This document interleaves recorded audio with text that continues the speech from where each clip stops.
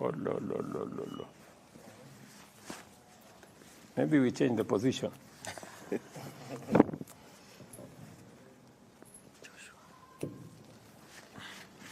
want someone to remove the minutes, putting my knee back. Tosha. The microphone. Hiyo nini iko hapo nyuma? Pengine this light maybe is the one that's too much. Kumbe light iko kila mahali. Yes. Make sure you don't have shadows on your face. You need help? Yeah. I don't know which camera was it. Nataka nitolewe hii nini. It's pulling my neck back. My whatever. Who can help? Nani atakuja? Let's go. It's you. No, you can remove this nini ikae chini because it's pulling my neck back. Yes.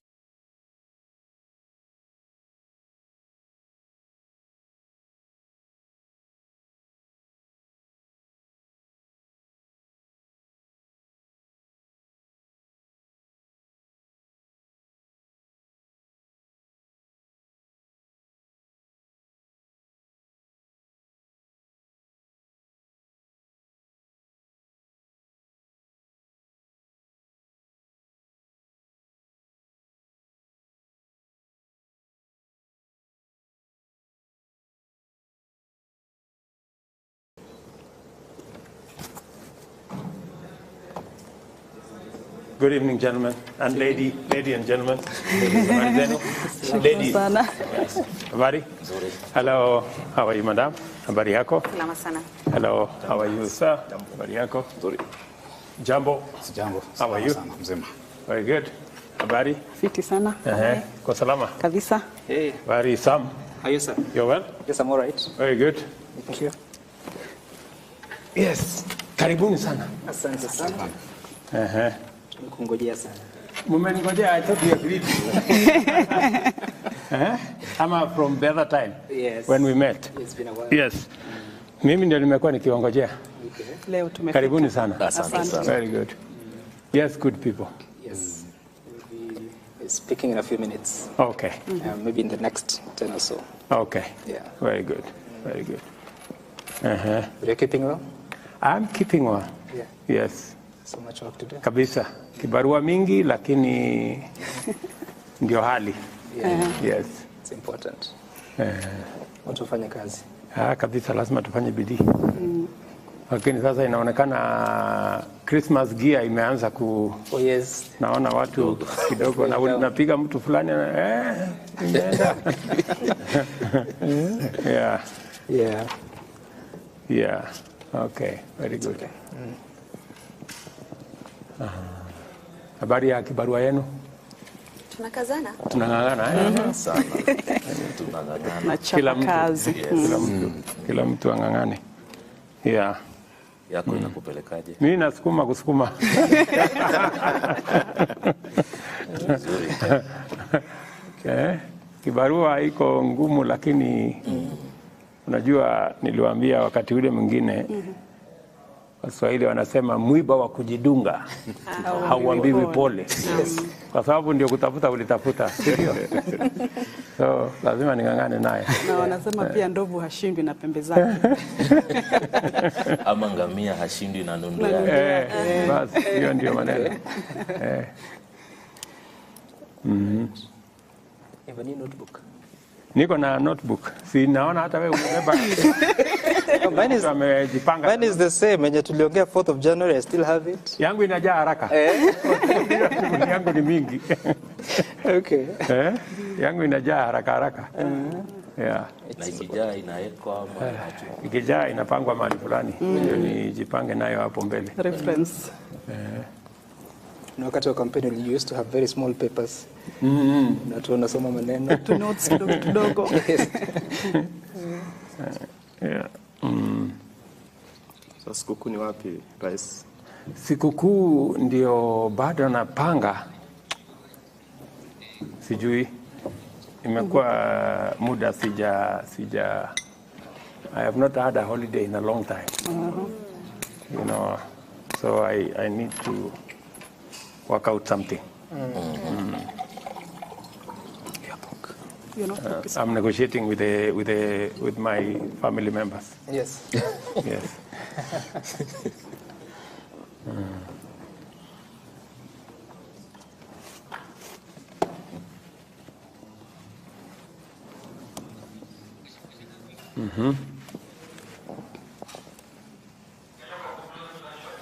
Nilikuambia hii maneno mimi siwezani naye. Naona sasa.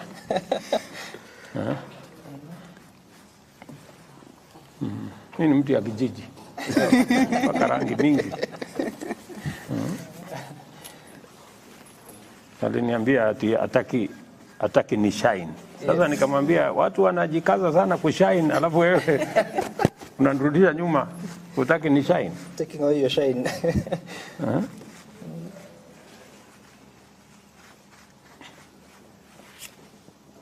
Asante. Kuna mtu amelalamika mahali? The cameras. Kuna watu wanalalamika huko Kamera inalalamika. Wanasema haonekani ama nini? Iko shida? Oh, lo. Maybe we change the position.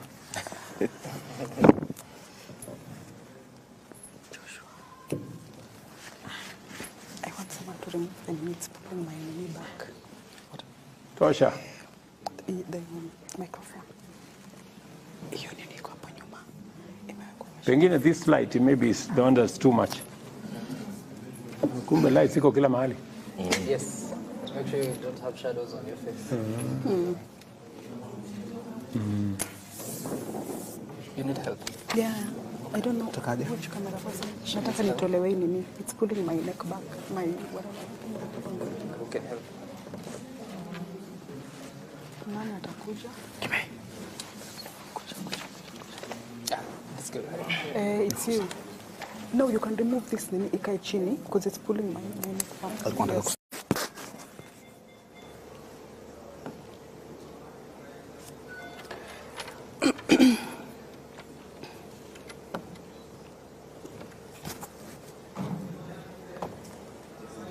Good evening, gentlemen and lady and gentlemen.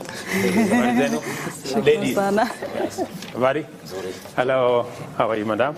Habari yako? Salama sana. Hello. How are you, sir? Habari yako? Jambo. Jambo. How are you? Mzima. Very good. Habari? Fiti sana. Kwa salama? Kabisa. Hey, Very Sam. how are you, sir? You're well? Yes, I'm all right. Very good. Thank you. Yes. Karibuni sana. Asante sana. Kungojea sana. Mumeningojea, I thought we agreed. Ama from the other time Yes. when we met. It's been a while. Yes. Mimi ndio nimekuwa nikiongojea. Leo tumefika. Karibuni sana. Asante. Very good. Yes, good people. Yes. We'll be speaking in a few minutes. Okay. Maybe in the next 10 or so. Okay. Yeah. Very good. Very good. You're keeping well? I'm keeping well. Yeah. Yes. So much work to do. Kabisa. Kibarua mingi lakini ndio hali. Yes. It's important. Watu wafanye kazi. Kabisa lazima tufanye bidii.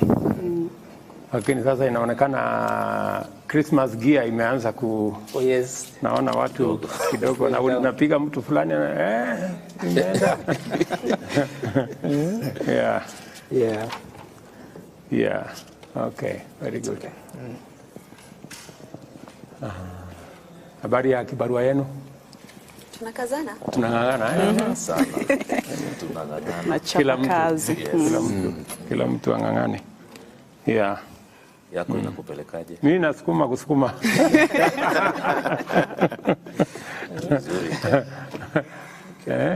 Kibarua iko ngumu lakini unajua niliwaambia wakati ule mwingine Waswahili wanasema mwiba wa kujidunga hauambiwi pole.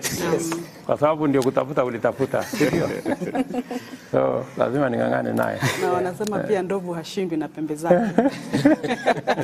Ama ngamia hashindwi na nundu yake. Basi hiyo ndio maneno.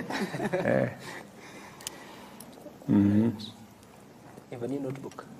Niko na notebook. Si naona hata wewe umebeba. Amejipanga. Mine is the same. Yenye tuliongea 4th of January, I still have it. Yangu inajaa haraka. Yangu ni mingi. Okay. Yangu inajaa haraka. Yeah. Na ikijaa inawekwa ama Ikijaa inapangwa mahali fulani. Ndio nijipange nayo hapo mbele. Reference. Na wakati wa campaign you used to have very small papers. Na tunasoma maneno. To notes kidogo. Yeah. So sikukuu ni wapi, Rais? Sikukuu ndio bado napanga. Sijui. Imekuwa muda sija I have not had a holiday in a long time. You know, so I need to work out something. You're not focused. I'm negotiating with my family members. Yes. Yes.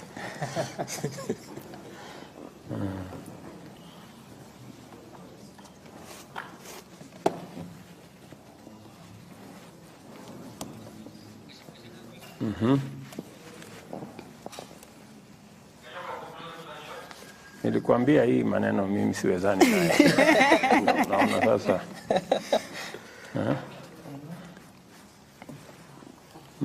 Mimi ni mtu ya kijiji. Paka rangi mingi. Aliniambia ati ataki ni shine. Sasa nikamwambia watu wanajikaza sana kushine, alafu wewe unanirudisha nyuma, utaki ni shine. Taking away your shine.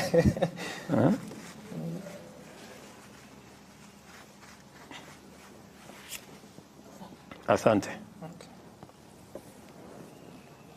Kuna mtu amelalamika mahali? the cameras. Kuna watu wanalalamika huko Kamera inalalamika. Wanasema haonekani ama nini?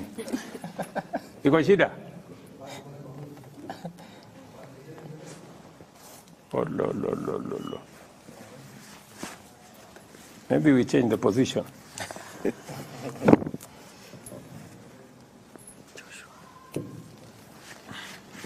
want someone to remove the minutes, put my knee back. Tosha. The microphone. Hiyo nini iko hapo nyuma? Imewekwa. Pengine this light maybe is the one that's too much. Kumbe light iko kila mahali. Yes. Make sure you don't have shadows on your face. You need help. Yeah. I don't know which camera was it. Nataka nitolewe nini? It's pulling my neck back. My whatever. Who can help? Nani atakuja? Let's go. It's you. No, you can remove this nini ikae chini because it's pulling my neck back. Yes.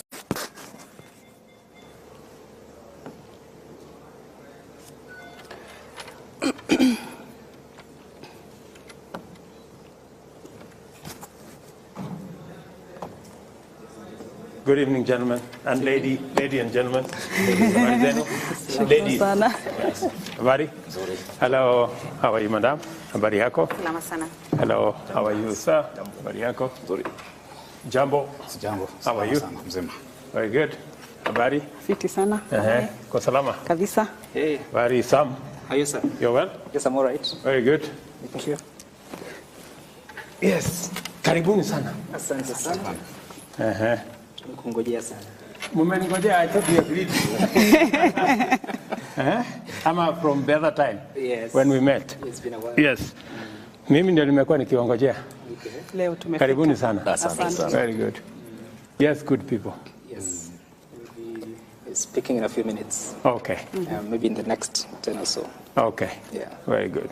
Very good. You're keeping well? I'm keeping well. Yeah. Yes. So much work to do. Kabisa. Kibarua mingi lakini ndio hali. Yes. It's important. Watu wafanye kazi. Kabisa lazima tufanye bidii. Lakini sasa inaonekana Christmas gear imeanza ku Oh yes. naona watu kidogo na unapiga mtu fulani imeenda. Yeah. Yeah. Yeah. Okay. Very good. Okay. Habari ya kibarua yenu? Tunakazana. Tunang'ang'ana sana. Tunang'ang'ana. Nachapa kazi. Kila mtu ang'ang'ane. Yeah. Yako inakupelekaje? Mimi nasukuma kusukuma.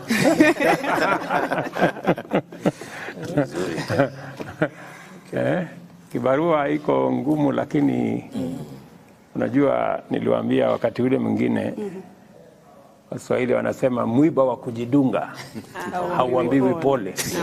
Kwa sababu ndio kutafuta ulitafuta, sio? So lazima ning'ang'ane naye. Na wanasema pia ndovu hashindwi na pembe zake. Ama ngamia hashindwi na nundu yake. Basi hiyo ndio maneno. Have a new notebook. Niko na notebook. Si naona hata wewe umebeba. Mine is the same. When tuliongea 4th of January, I still have it. Yangu inajaa haraka. Yangu ni mingi. Okay. Yangu inajaa haraka. Yeah. Na ikijaa inawekwa ama Ikijaa inapangwa mahali fulani. Ndio nijipange nayo hapo mbele. Reference.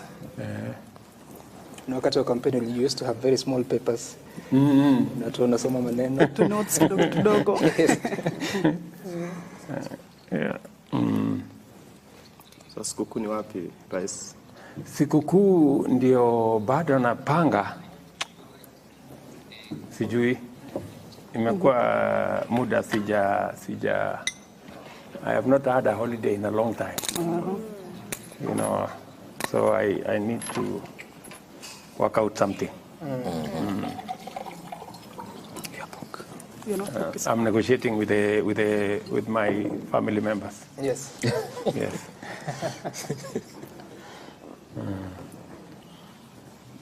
Why then promise something that was also bound to the changes in the global economy?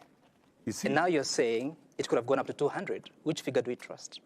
let me tell you, my friend, we live in a global environment. And I know you're saying that because when we structured the G2G, many people keep saying, but this is what's happening in this country. This is what's happening in this country.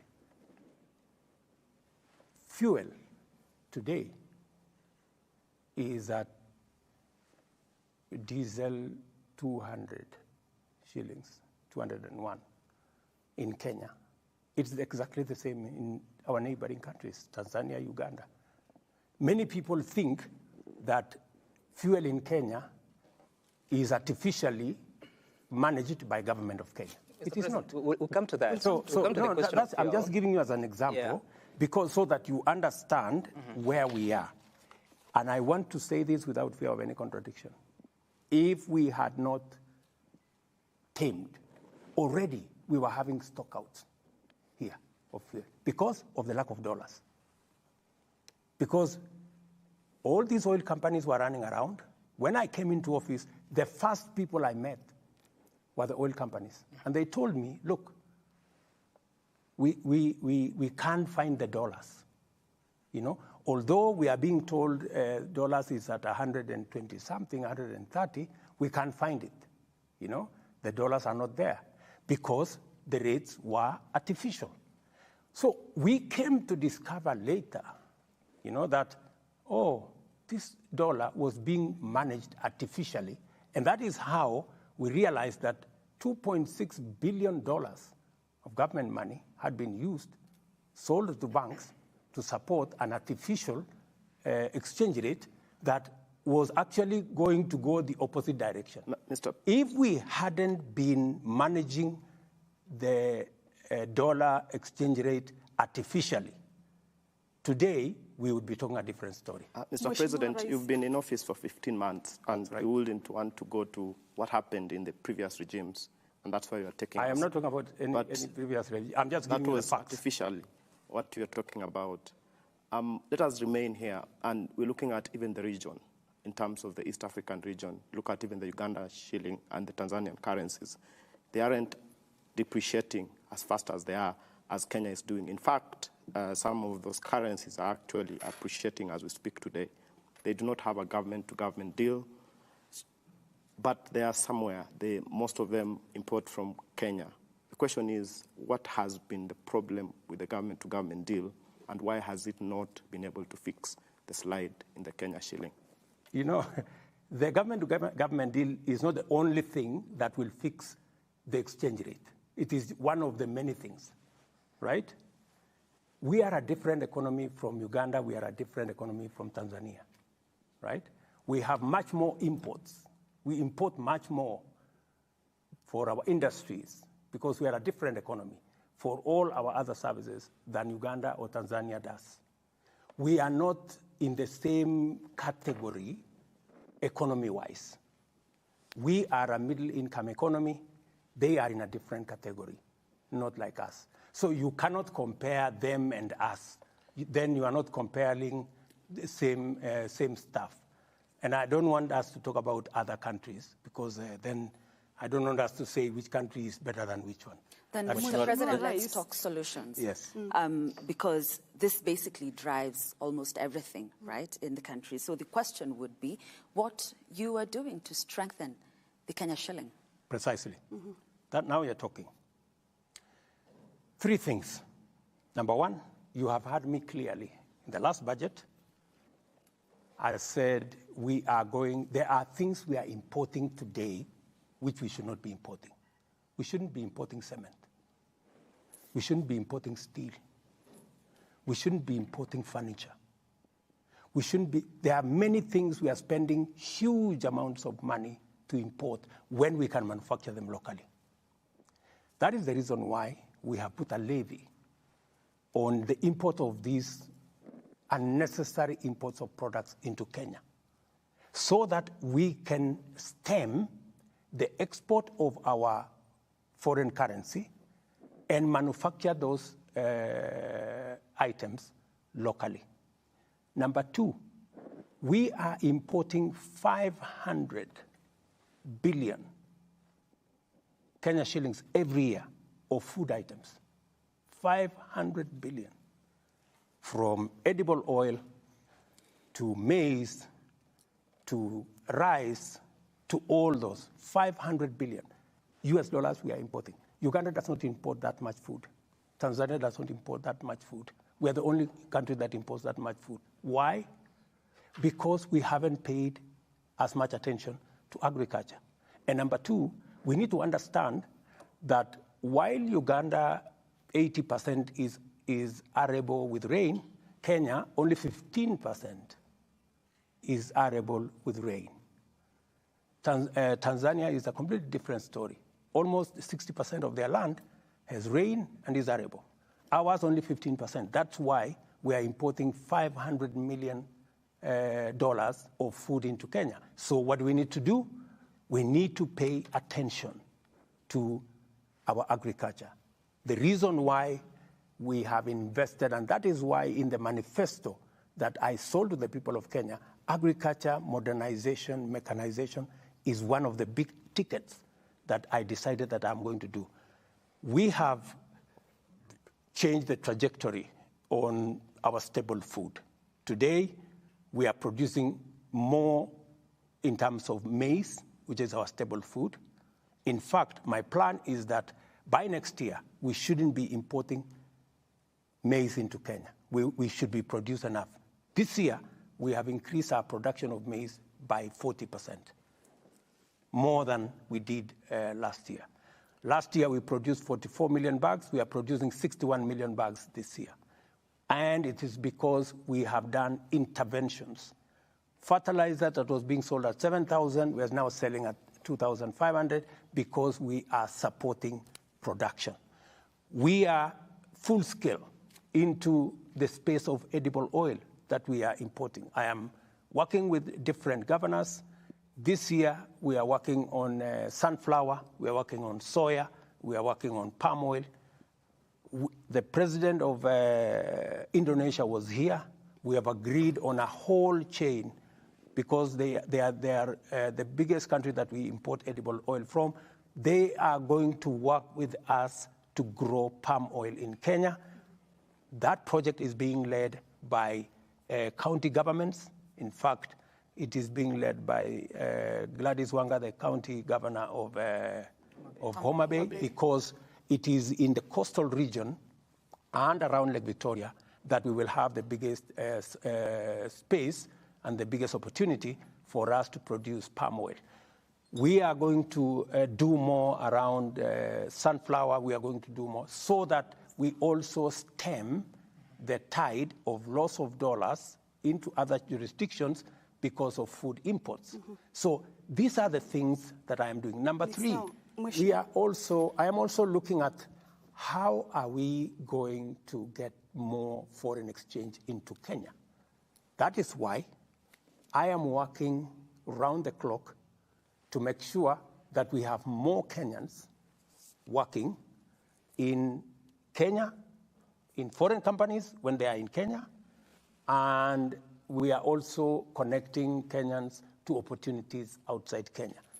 For your information, just so that I conclude, I made a commitment in our plan that we want to increase foreign remittances coming into Kenya, hard currency that comes into Kenya from foreign remittance from $4 billion to $10 billion.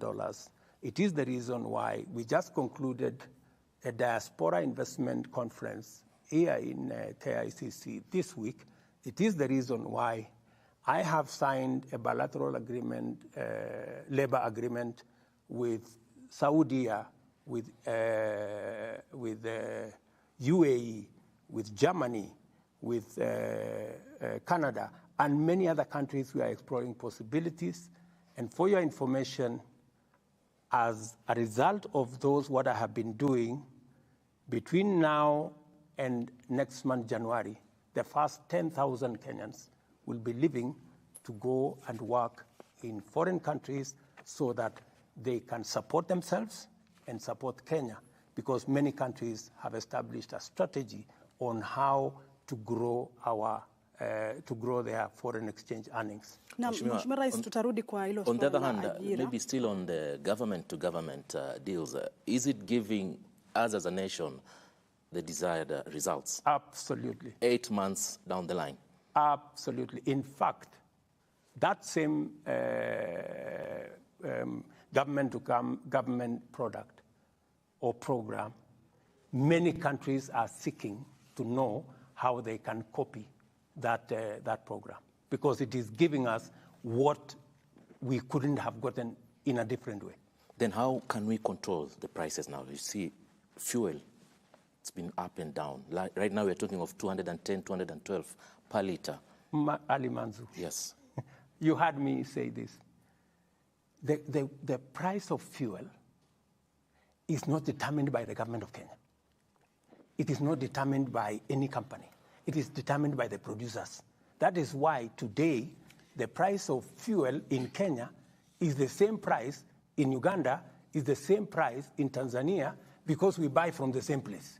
Mheshimiwa Rais, tutakuja kwa hilo baadaye. I've heard people say the president should reduce the price to 150. Tutarudi kwa hilo baadaye, Mheshimiwa Rais. How are you going to do that? Unless I take taxpayers' money and go and subsidize, which is removing money from this pocket and putting it in this other pocket. Mheshimiwa Rais, unaposema kwamba bei ya mafuta serikali haina uwezo mkubwa kuhusiana na bei ya mafuta.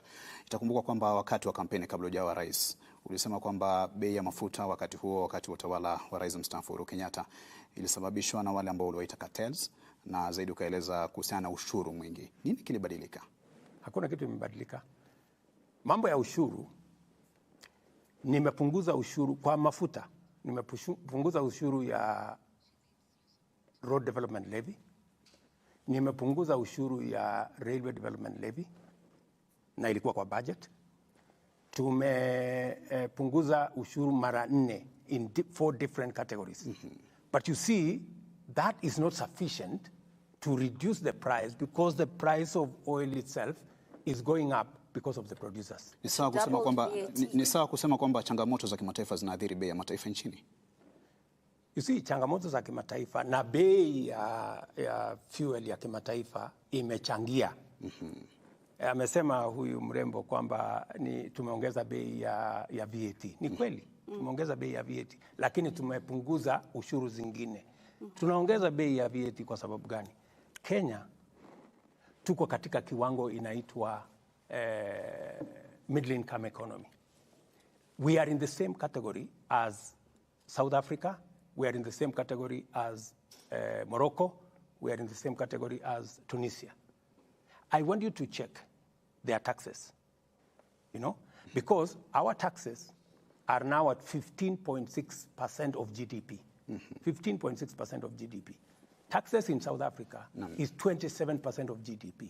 Taxes in Morocco is 32% of GDP. What am I trying to say?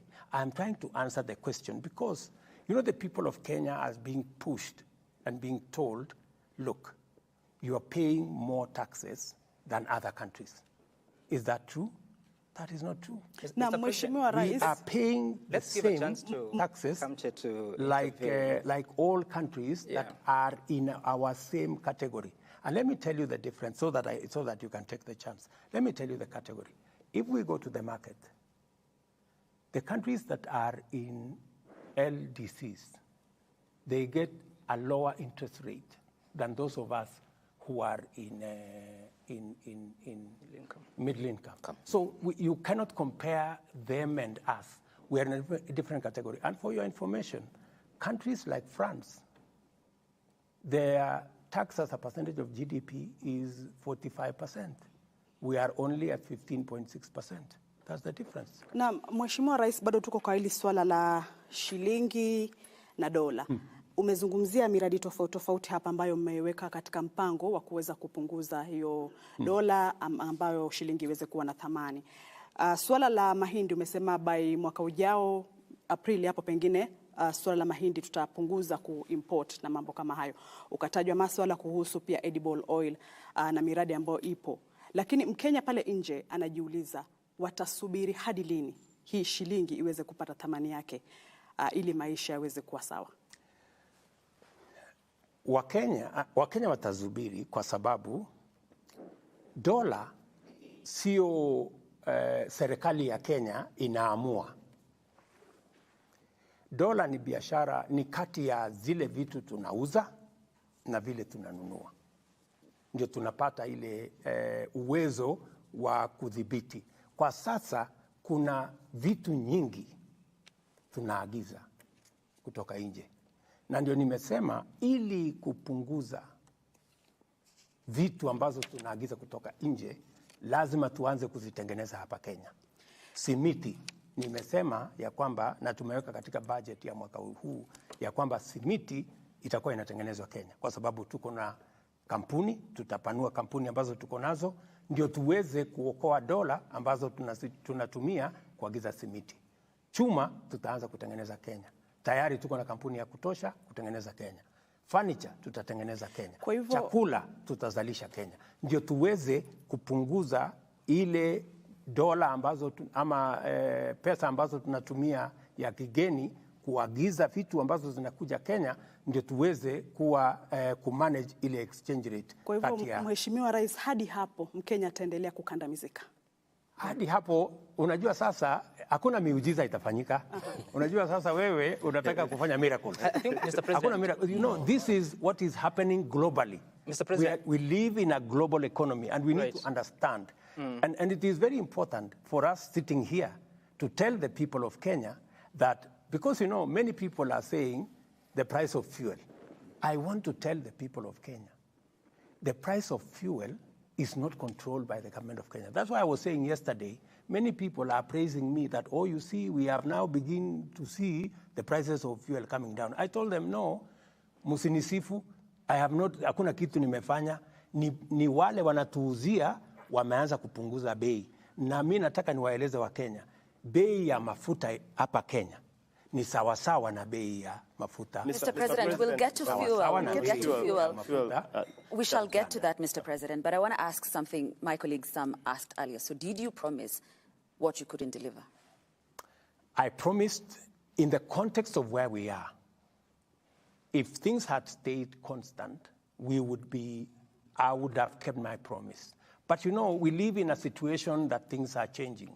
The world, we live in a global environment that the prices are going up. You cannot keep unless, and I don't want to lie to the people of Kenya and say, let me spend public money so that I look like I am keeping my promise and I am doing the wrong thing. It is better for me to be brutally honest and say, this is not possible. We may have made a commitment, but because the situation changed and everybody knows what that situation is today, the prices of commodities went up. You heard Uhuru Kenyatta say he was not the one who started the war in Ukraine, you know, and all the other things. But that is okay. Mr. President, what we must be honest to ourselves is, are we doing the best to manage the situation so that doesn't flip and go in the wrong direction? And I want to tell you, yes. Mr. President, I thank you for that response. And to be brutally honest, just to pick up from where you are sitting, I think Kenyans know that it's actually true that government has a big role to play in terms of the fuel prices. It's not true that government doesn't play, because 40% of the taxes, between 40 to 45% of the fuel price in Kenya is actually government taxes. So government has a big role to play on that. I think we need to move to energy now that we are as energy. Just before that, Paul, Mr. President, I hear you, and I've listened to you carefully saying that if things had remained constant, and I was hoping that you'd explain what is that constant, because you also said if the U.S. dollar had not been, the exchange rate was not, if the U.S. interest rate was not increased. It was increasing already. It was increasing, but you know, it has reached a place where everybody thought it was going to stop. But the next 3-4 increases were completely unexpected. Even today, all of us expected that they would begin to come down, but they've decided to keep it. Okay, and Mr. President...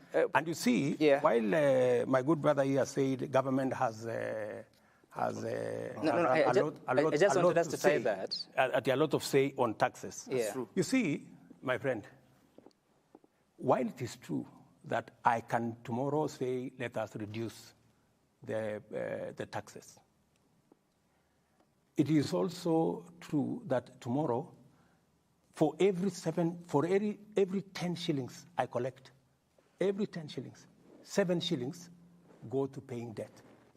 Are you telling me that you want me to do what other countries have done, to default on debt? Because that's the only option I have. I can say, okay, let us pay less, and then let's tell the international community, Kenya cannot service debt.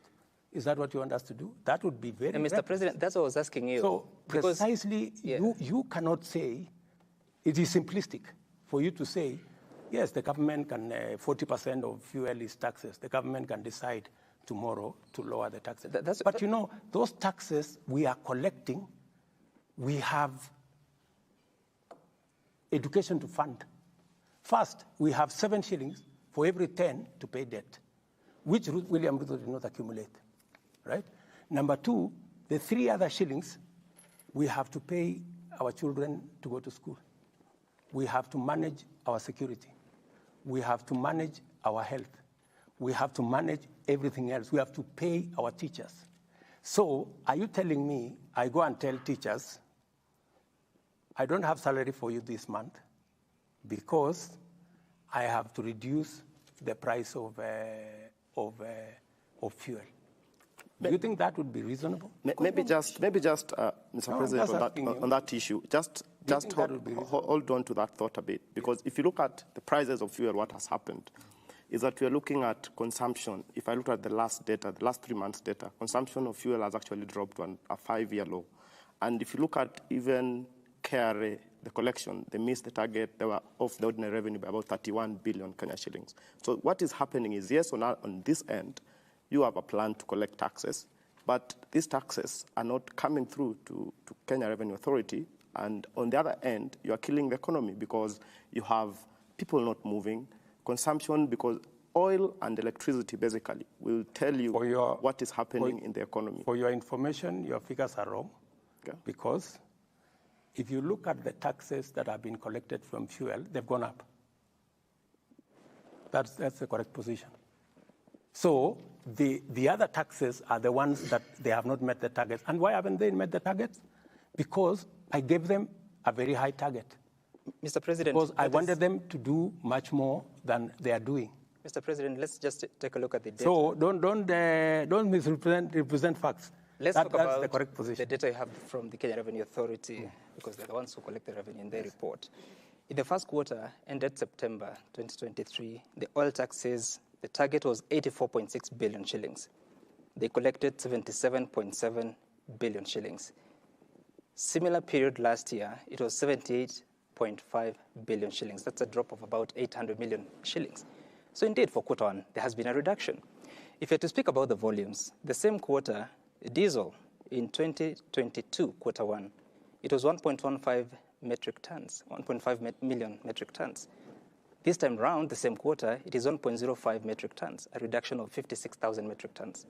For petrol, 770,000 for quarter one 2022. Quarter one this year, it is 742,000, a reduction of 28,000 metric tons. So there has been a reduction. The difference comes in because the taxes are higher, more expensive than it was last year. That is not the correct position, my friend. Those are figures from KRA. Let me explain to you. Okay. We import fuel for Kenya, but 40% of that fuel goes to Uganda, Rwanda, and sometimes all the way to DRC. With the eastern DRC get fuel from Kenya, right? So when you look at the figures, you must know that there is a component of fuel that is not sold in Kenya, that is sold outside Kenya. That you must KRA know. reports about the revenue, isn't it? That's what you must know first. Yeah. Right? So when you are looking at the quantities and the numbers, you need to factor that into the equation. All right? And secondly, we are beginning to look at other alternatives. A lot more people now we've connected to electricity. People who are using diesel. In fact, this year, most of our thermal energy electricity generation has gone down. Why? Because we have moved the number of Kenyans on electricity from 2.3 in 2013 to now 9.4. So we have more Kenyans who are not using diesel. We have more companies. We have more infrastructure who are using diesel that now we have connected to electricity. That explains some of the reduction. If you look at but this is a direct consequence from the Finance Act of 2023. That's not the correct position. I am telling you KRA is reporting, more Mr. and more. President. Exactly. So why I'm telling you, the quantities that have gone down is because more people are not using diesel, especially in the big companies. If you look at what we are saying, because we have made it possible for them to use electricity. We have reduced, in certain cases, electricity for industrial power, so that instead of them powering their mechanism using diesel, they are now using electricity that we are generating. And it is partly why we have connected more people to electricity.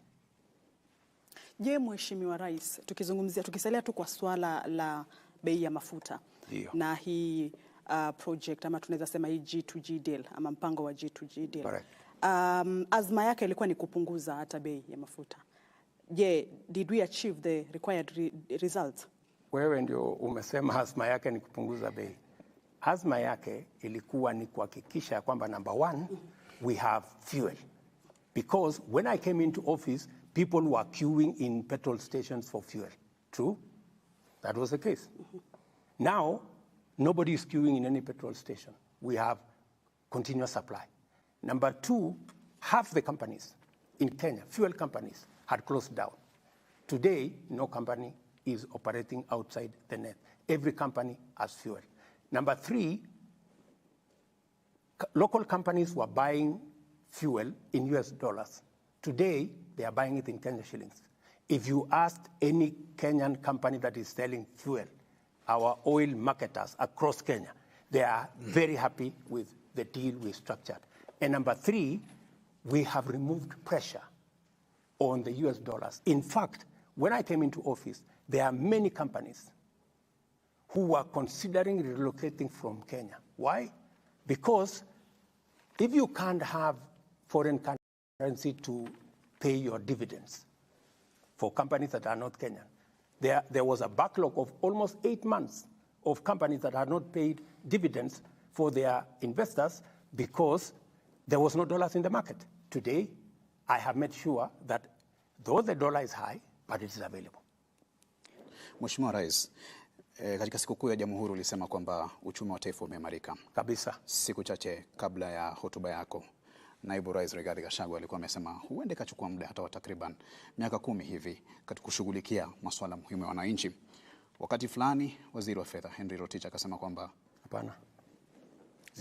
Waziri wa Fedha Njuguna Ndung'u akasema kwamba hali ni ngumu kwa taifa, hasa kulipa mishahara na masuala mengine ambayo yanahusiana na fedha. Hali ya uchumi iko vipi Mheshimiwa Rais? Na tukisalia hapo, Prime CS Musalia Mudavadi amesema 3 years. You know, to quote him verbatim, he's forecasting a difficult 2 to 3 years, asking Kenyans to bear the burden. So just like Kitu here is asking, during your manifesto launch, Mr. President, you called it the plan. Is there a plan for economic recovery? Because you are saying this, your deputy is saying another thing, Treasury CS, a different thing, Prime Cabinet Secretary. I mean, this should be one government that speaks in one voice. And Kenyans themselves, Mr. President, wanaumia. Wakenya wanasikiza pia, huyu anasema hivi, huyu anasema hivi. Tuliza boli. Tumelituliza. Nani anasema kweli? Sikizeni. Nimesema hivi, nataka kuwajibu nyinyi wote watatu. Mimi nimesema, if you read my statement, I said our economy today is out of debt distress. And that is the truth. For your information, if I didn't step in, let me even say, if I wasn't president, the kind of decisions I have made, very difficult decisions, you know, very painful decisions. Decisions that I know they will cause pain, but it is better we make those decisions now than get Kenya into debt distress. There are almost 8 countries in our continent, including one that went into debt distress. I don't want to mention countries, you know them, last almost 3 weeks or 1 month. That is the worst thing that can happen to any country, to go into debt distress. We are now out of debt distress. Our economy is stable, but the difficult part is still there. We still have to navigate. All we have done is to avoid the cliff, right? That we have avoided because we have negotiated, we have put brakes on expenditure. We have negotiated a good package with the World Bank, with IMF, with development partners, with bilateral countries, China, Europe, and everywhere. And that's why I have been on the road so many times. People ask, what is he doing? It was necessary for me to step in and stabilize so that Kenya does not go into debt distress. Let me tell you what Ndung'u was saying. Ndung'u was in parliament. That's actually where I was headed. He says the government is broke. Ndung'u was in parliament, and he was being pushed. Oh, you need to do this more. Ndung'u was telling them, look, we don't have the kind of money you're talking about. We don't have money to increase this and to increase this and to increase this. That is the correct position. We have, and that is why we are cutting back on many aspects, because this is what is required at this point in time. It is the difficult decisions we have to make now so that tomorrow looks better. Mheshimiwa Rais, ufafanuzi wako wa uchumi kuimarika ni nini wakati ambapo Wakenya wengi wanalamikia gharama ya maisha? And you see, what Musalia is saying is for us to be able to get to a place where we can say we are good, you know, that things are moving, there is money in the pocket, we can feed ourselves, we can do everything. It takes time, right? How long? And it takes time because how long, Mr. President? You want me to say 3 months, 5 months, 1 year? No, you're quoting your Prime Cabinet Secretary who says 2 to 3 years. Relax, because we are not in charge of all the factors that will finally determine where we are going. Let us give ourselves time. But I want to promise the people of Kenya that we will sort this situation out. Mheshimiwa Rais, unaposema uchumi umeimarika, ufafanuzi wako wa uchumi kuimarika ni nini, hasa wakati ambapo Wakenya wanalalamikia gharama ya maisha? Number one, na ni vizuri umeuliza gharama ya maisha. Gharama ya maisha inachangiwa na vitu vitatu. Ya kwanza ni gharama ya chakula. Right? Na nikisema uchumi iko na uchumi ya tumbo. Nataka nikuulize na Wakenya wenzangu, tumefanya lolote kupunguza gharama ya chakula? Yes. We have done major steps. The price of food items is today lower than it was a year ago. It is a fact. Lakini, of course, it's not convenient for certain people to accept. That's number one. Number two, globally, where is Kenya? Uchumi wa numbers. And these are not my figures. We've brought down inflation from 9 point something to now 6.8. Those are figures, global figures of the World Bank. Number two, our economy is growing at 5.4%. Not my figures, World Bank figures, right? In fact, they quote Kenya is the 29th fastest growing economy globally. Those are figures out there. Of course, many people don't want to accept. I know that there is still no money in people's pockets. Uchumi wa mfuko bado ndio bado. Yeah? Utakuwa lini? Are we doing something about it? Yes. That is why we're spending more money in education. Yeah? We're putting more money in education. In fact, this year we are putting an extra 120 billion in education. To do what? To make sure that we reduce outlay by Kenyans to fund education. Number two, we are putting more money in health. That is why we've passed 4 laws. What do we want to do? We want to make sure every ordinary citizen has a health insurance. Those who are paying 500 will come down to 300. We are going to make sure that we don't leave nobody behind. That is why I am going out of my way to create jobs. Today, as I talk to you, because you need to put money in people's pockets. Today, as I talk to you, 120,000 people are working in our housing program. Today, as I talk to you, we are working on export of labor, making sure that we connect Kenyans to jobs abroad. Today, as I talk to you, we are expanding the space of digital jobs. We just passed the law so that we can create ICT hubs across Kenya. I have already negotiated for digital jobs globally. Kenyans are very good at it. We are going to spread opportunities so that people can put money in their pockets. So that's why I'm saying we need a plan. You know, it is easy to say, let us do quick fixes. We have been doing quick fixes for a long time, and we haven't gotten it right. Many people wanted me to do a quick fix by subsidizing unga. I told them, let us not subsidize unga. Let us promote production. We will eventually get the right results better. Mheshimiwa Rais, awali kulikuwa na mazingira mazuri pengine ya kufanyia biashara. Tunavyoona sasa, sijui kama palikoseka wapi, pengine unaweza kutueleza, manake kulikuwa na mazingira mazuri ya kufanya biashara. Kuna takwimu ambazo zimetolewa hata na FKE nadhani wakisema kwamba kuna makampuni ama kuna Wakenya takriban 70,000 ambao wameachishwa kazi. Katika serikali yako Mheshimiwa, palikoseka nini haswa pale mpaka mazingira ya kufanya kazi yakawa magumu kiasi cha kwamba 84% ya Wakenya wanasema kwamba maisha ni magumu, na hizi ni takwimu ambazo ziko zaidi ya 50 kwa mara ya kwanza katika Mkenya kusema kwamba maisha ni magumu na pesa haionekani. Na tukisalia hapo Mr. President, because it's just based on what she said, are you aware that 87% of Kenyans, your people, Mr. President, that is 9 out of 10, have opted to reduce on personal expenditure because of the current economy? Watu wana opt kutokula, which is what we're talking about, uchumi ya tumbo. They are foregoing food because of the current situation. Good. I want you to read a clip or even a text. It was in the Standard. 10 months after Kibaki became president, the same number of Kenyans said NAC and President Kibaki had made their life worse than ever because Kibaki decided to make the right decisions, not popular decisions, right? 10 months after he was president. We are in the same space.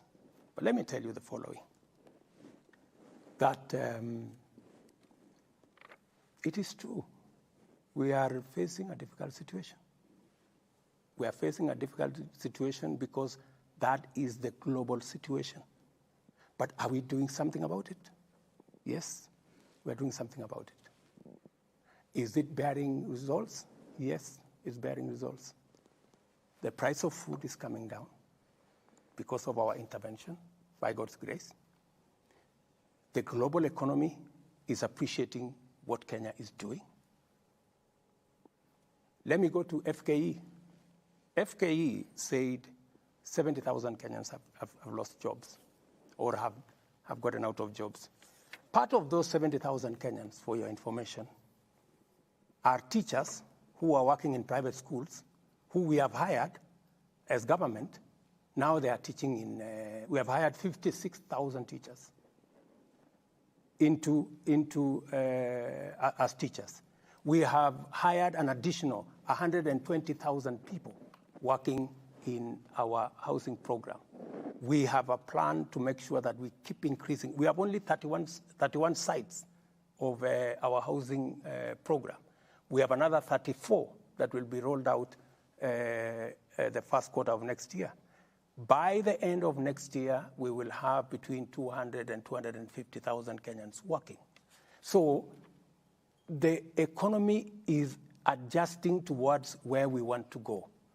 We do not want to be an export destination for others. We also want to produce what we should be producing. And that is why we are working on the difficult patch for now so that we can stabilize the future. Kwa hivyo Mheshimiwa Rais, unakubali kwamba Wakenya 70,000 kweli walifutwa kazi ama walikosa kazi? Sikubali, wao ndio wamesema. Mimi nimekuambia. Na wakaandikwa na serikali. Kumaanisha ni makampuni yaliyo humu pengine yalifunga wakatoka ndo wakaja wakaandikwa na serikali ama hawa walikuwa ni wa kutoka wapi? Waacha sasa nikwambie, wale wamesema, yale wamesema. What I have told you is what I can vouch. Have I hired 56,000 teachers? Yes. Are there 120,000 people working in our housing program? Yes. So as to what on FKE side, you need to verify the figures. Mr. President, Sam, just 1 second. You have talked about pain and that Kenyans need to, appreciate the pain and the process like President Kibaki did. And Statehouse and where you sit, you set the tone for whatever government agencies and officers below you do. That's correct. And you are asking Kenyans to be patient. You're asking Kenyans to tighten their belt.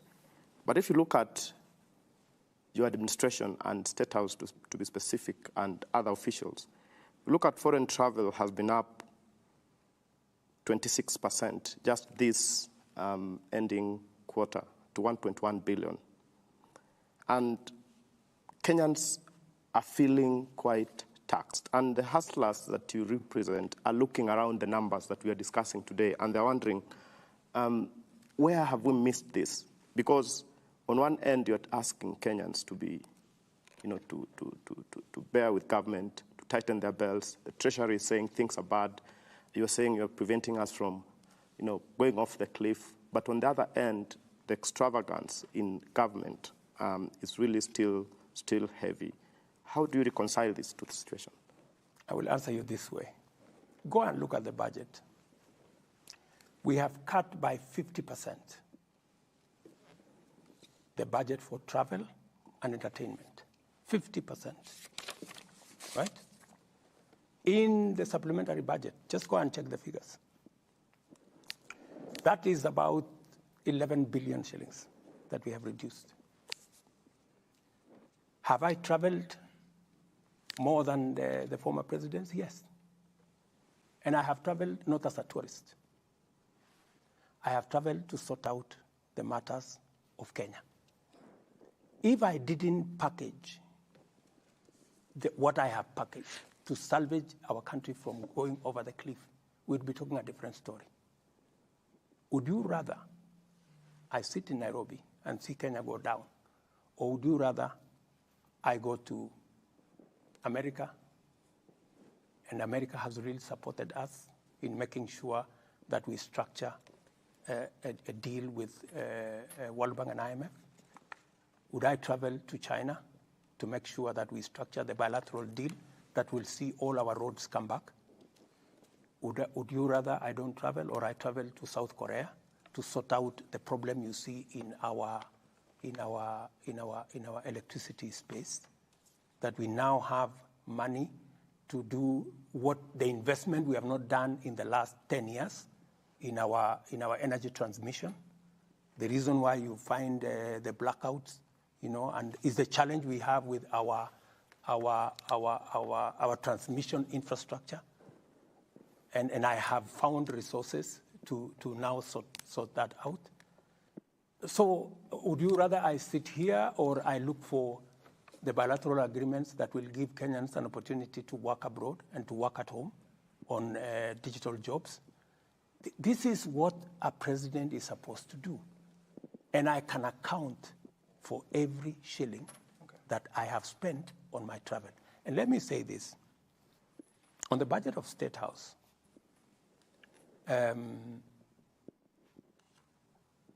there were so many things around the Statehouse, including the famous NMS. Part of the money that was being allocated to Statehouse was to pay contracts, NMS contracts, and many other things, which I have said must stop. And because I want to lead the way in making sure that we manage what eventually is destroying our country, called bending bills. And for your information, we have 506 billion of pending bills. I need to lead the way. That's why I instructed staff in Statehouse that Statehouse must be the first one to clear pending bills. Most of the monies that have come here is to sort out NMS and all the other people that were here. And I have said those infrastructure should be transferred to the parent ministries. Statehouse must deal with Statehouse matters. Mr. President, we've spoken about three issues. We've spoken about the Kenya shilling and how it's behaving against the major currencies, global currencies. We've spoken a bit of energy and what is happening in the field sector. We also touched on cost of living. We have so much to cover tonight, and I just seek indulgence that we can be first in our responses, but also the questions. That question that you say we were on a cliff, debt cliff, and now we are no longer there. Recently, you posted on your X account, and you said that the World Bank is giving us 2 trillion shillings for the next 3 years. The IMF is giving us over 680 billion shillings. That, in total, is about 2.6 trillion shillings, based on the current exchange rate. Now, part of the reason why our debt is beyond the ceiling that was of 10 trillion shillings by June next year is because of what has happened to the US dollar. If you add what you've gotten from the two global institutions, it takes us to close to 13 trillion shillings already in the next 2 years. Why then have a debt anchor of 55% to the GDP, which are already busting? For your information, and it's a very good question you've asked, most of that money we have negotiated will actually replace. We are getting money at 2-3%. We are replacing it with money we are paying 15-16%. And the killer on our debt is the interest, the amounts of interest we are paying. It's not even the principal that is a big problem. It is the amount of interest we are paying. Because if you are paying interest at 16% at some point, that is what is destroying our economy. So we are not necessarily increasing the debt portfolio. We are substituting debt that is expensive just so that it is manageable, and then it can give us the space to be able to grow our economy. That is the context. Mm-hmm. So what the international community have supported me to do is to replace the Eurobond, which is $2 billion. Yeah, $2 billion of very expensive money at 20%, with money that we can manage at 2-3%. That is the difference. And by just doing that, we will save on the 7 shillings we are paying for every 10 we collect to pay debt. That will significantly come down. So that is what that's what I am doing, because that is what is feasible as we talk. As I embark on growing the economy. And growing the economy is investing in the right place, making sure that our agricultural production is up to the scale. It is the reason why I am improving the whole agriculture chain. I'm building 400 markets. I promised Mama Mboga that they will do a business in a good place. Building 400 markets. I am building 47 county aggregation and industrial parks to add value, to add to process, so that we get more value from our production. And if you saw this, this is when is today? Sunday. If you saw last week, we just advertised for the infrastructure of our 6 special economic zones. Again, these will become engines of exports, because we have to grow our exports. We need to stem imports into Kenya, but we need to increase more exports so that we can get more revenue, grow jobs locally. And you see, my focus is to make sure that we expand the space of people who are working. And it is going to be deliberate. It's going to be difficult, but it must be deliberate. That is why housing is one plank where we're going to create jobs. Agriculture is another space. In the special economic zones and the exports and that space, we're going to grow jobs. The digital space, which I have negotiated with Facebook, I've negotiated with Meta, for us to have digital jobs in Kenya. You already know that the number of people who are working in the digital space, and we are going to export more labor. As I talk to you here, there are people being trained in NYS today for people who are on the space of export of labor, because we have to have identify them? Interventions. We have to have. I mean, it is different. They are nurses. There are adverts that the Ministry of Labor goes out to look for them. Mheshimiwa Rais, kuhusiana na ada ya nyumba umeitaja, unafahamu kwamba kuna Wakenya wengi bado hawajaridhia, licha ya kwamba kuna agizo kutoka mahakamani, na nakumbuka juzi ukiwa kwenye mkutano wa diaspora pia ulisisitiza ukasema kwamba housing levy lazima itekelezwe na kadhalika. Hebu tuelezee, kuna mabadiliko yoyote baada ya mahakama kutoa agizo lake na wewe kuendelea kusukuma kwamba ni sharti Mkenya atozwe hii ada ya nyumba? Mahakama walisema hivi. Mahakama walisema hii ada ni sawa kama Wakenya wote watalipa. Right? That's what they said. They said it should not be discriminatory. Mr. President, they didn't say that. Kuna mkakati exactly what they said. It is as it is discriminatory. And therefore unconstitutional. No, you interpret it. The problem of unconstitutional was made by the media. No, they said it's null and void. So if it is unconstitutional, why did the court say we should continue to collect? Because there's an application for stay orders. How do we continue? No, how do we continue to do unconstitutionality? No, Mr. President, at least we can agree on what the court said. Yes. And the court said that we've looked at everything and we arrive at the decision that this is discriminatory. Because of that, it doesn't agree with the constitutional Article 10 on governance. And therefore it is null and void. No. Kingine ambacho labda Mheshimiwa Rais nikuongezee, ilisema mahakama pia ilisema kwamba hakuna mkakati maalum kupitia KRA jinsi fedha hizi zitakusanywa. Absolutely. Now that is what they told us to fix. And that is why we now have a law in Parliament. What the court said there are institutions that are not paying. There are groups that are not paying, that are not paying in the current setup. And we have said we are expanding the net of the payers. It will give us actually more money so that we can do more houses, which is a very positive thing that the court has done.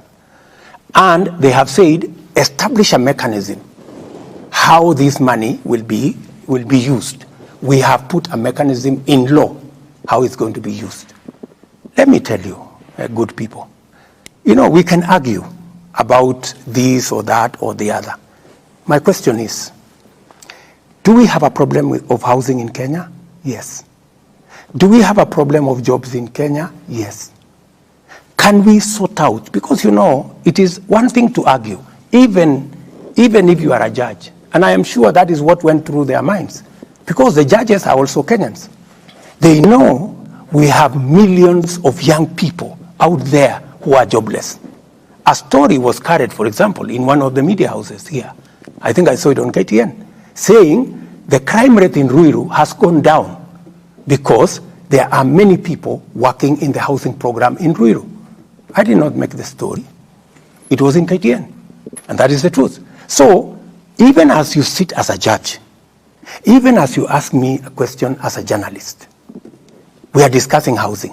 Housing is an opportunity to do three major things. Number one, to create jobs. Is it a good thing for us to create jobs? These are not the children of William Ruto. These are the children of all Kenyans that will work. They will work as architects, they will work as engineers, they will work as carpenters, they will work as masons, they will work in whatever field. Some of them will be working in factories that are creating steel. Some of them will work in factories that are making for us cement to do the houses. Is it a good job? Is it a good thing? Do we have a problem of unemployment in Kenya? Yes. We need to sort it out. It has to be sorted out somehow. Number two, do we have a problem of industrialization? Do we have a problem of manufacturing? Yes. How do we create more manufacturing jobs, if not through programs like housing? How do we reduce the problem of land fragmentation, where land that is supposed to be used for agricultural productivity is now being subdivided for people to live? If we provide alternative housing, we will save the land that is going to settlement. We will use it to produce food so that we stop the slide into food insecurity, and we begin to tame the problem of high prices of food. Mr. President, these are obvious, and that is why I am very confident that the court will look at what is the public interest, what is the public good that comes with housing. Let me ask finally, to own a house in Kenya today, you need to have 4 million, 5 million, the simplest, the cheapest house. We are giving an opportunity through this affordable housing program for a mamamboga or a boda guy to buy a house of 400,000 where they can pay 4,000 shillings a month and eventually own a house. I mean, we are giving dignity to every Kenyan. And let me tell you, finally, housing was a program that was in the UDA manifesto, the Kenya Kwanza manifesto, 1.5%. It was in Azimio manifesto, 1.5%. Yeah, it's not, and we all know that it is the right thing to do because other countries have done it and they have made a big difference. We have had this housing thing for as long as I have been a politician, but nobody has had the courage to implement it. Nobody has had the plan to do it. Have you stopped to wonder or ask what the people think, what their sentiments are about this? Because times are tough, Mr. President. Put in mind, 70% are saying no to this program. Yeah. Just wait. I want you to go to where these Kenyans are working. Go and ask them. Go and ask them. The beneficiaries, the people who are working today, they are not even the owners. They are just working. Go and ask them. And you see, this is the beginning of a program. Give it time. Kenyans will come to appreciate that, yes, my son is working, my daughter is working. If they are not working at the construction site, they are an architect, or they work in some company, they are an accountant in some company that is doing cement and construction products. And let me ask you, countries like Singapore, like Malaysia, like Korea, we all have been talking about them. We've been saying, oh, you know, we were at the same level with Korea, but today they are different from us. They made tough decisions. That's why they are where they are. We have to make tough decisions if we have to catch up. I mean, if we want to continue to make convenient politically correct decisions, we will continue to remain in the same place. And I know, for example, that it is politically expensive. I would be a very popular person if I abolished tomorrow. I said, okay, let's forget about the housing thing. People will clap for Mr. President, I don't think there's anyone saying that you should stop it. I don't want to be. Mr. President, if you remember, Mr. President, I want to transform Kenya. Yes, if you remember, transforming Kenya is not a walk in the park. Transforming Kenya is not going to be done using convenient, politically correct, popular decisions. Right. Some of the decisions may be difficult now, but we will all see the benefits as we go. No doubt about that, Mr. President. It is the wrong time. We've had housing as a plan for the last 50 years. Are you telling me for the last 50 years there was no correct time? It is never too late. It is never wrong to do the right thing. Mr. President, just let's stay to the housing fund. Because when it started and you were walking around the country and selling this dream to many Kenyans, you told us this was a fund and we will contribute. And if you didn't want the house or didn't benefit, at the end of the day, you would get your money out at some point. Then overnight, in Parliament, it turned into a levy and a tax. What really changed and what caused you to move from a fund which was really, really contributory to this discriminatory fund that even the court has found to be? And does this mean that this plan changed overnight, or what really happened to cause you to make these changes? And just to stay on that point, was it necessary that we would start all these funds together in terms of, was it a must that you start the housing fund? You are here fighting the fire of housing. Again, you start the health crisis. Before this is done, even it's off, you are dealing with the taxation, And because of that, nearly every government agency is now waking up with taxes. So you find, levies going up by 3,900%. You find even pets now they're going to be taxed. And Kenyans are wondering, what has happened? Do you feel that you're out of touch with the people that you lead? Because then it will explain some of the decisions that you are doing. Thank you very much for asking that question. Let's start with the levy. I proposed a fund. Yeah? There is a principle in Kenya today called public participation. It went to public participation. And Parliament, when coming from public participation, came and said it should instead be a levy. Right? And as president, if the people said they wanted this changed into a different way of doing it, I agreed that, okay, let's go this way. But what did I do to make sure that it captures everybody? We changed the design of the whole delivery of the housing so that now we have social housing for the people at the bottom of the pyramid. We'll pay 4,000 or 5,000 shillings and get a house. We have affordable housing for people in the middle who will pay between 5,000 and 15,000 every month. But we have also included 30% of all the units to include the people who largely are the contributors. The people who are the biggest contributors, the people in the middle class, who will pay now between 15,000 and 30,000.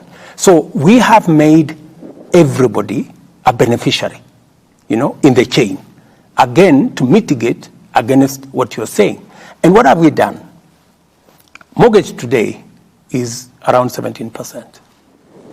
What we have done is that we have now reduced the mortgage We are using the fund to mitigate the mortgage that you pay. And it is now gazetted that the people who will buy social houses, their mortgage will be at 3%. The people who will buy affordable houses, their mortgage will be at 6%. And the people who will be buying the market houses, we will reduce their mortgage by half. Even you, instead of paying 18%, you will now have an opportunity to pay at 7%. So that way, we have carried everybody, making sure that everybody who is paying has a chance to own a house. And that is how we are delivering. Mr. President, on the question of accountability, because it is good that you highlight what happened at the public participation, and you say that Kenyans said they don't want it as it was structured that time. You also attribute responsibility to Parliament that they decided it should be a levy. Then you say, yourself, let us change how it works. So I see a bit of distribution of responsibility. But did Kenyans tell you they wanted to be a levy or a tax? What Kenyans told me is that they want jobs. Yeah? On that particular question, Kenyans the participation was on the housing levy, you, Mr. President. I was, but you know, when Kenyans tell you they want jobs, it is you as a leader to figure out where those jobs are going to come from. And so you presented a housing levy in the finance bill of 2023. I presented to the people of Kenya housing, and I told them I am going to create jobs using this housing. And they agreed with me. And I have created jobs using housing. The mechanism of delivery could be this way or that way. Did I make a commitment to the people of Kenya that I'm going to implement housing? Yes. Did I tell them we will create jobs using housing? Yes. Have I implemented the program on housing? Yes. Have I created jobs using housing? Yes. That you did and you are doing. And you see, Mr. President, sorry for this, but Mr. President, you are saying that you promised all those things and you are doing. But when people tell you, we don't want it, it is too expensive for us, you change it from a levy, from housing fund, from a contribution to a tax that is not even, you can't recoup it after the 7 years. How did the translation into that become? You see, Sam, you know, you're splitting hairs. I'm not splitting. Yes, you are. Because what you are saying, you're trying to find fault. What is the greater good? What is the national interest? I mean, to you, does creating 120,000 jobs register anything good?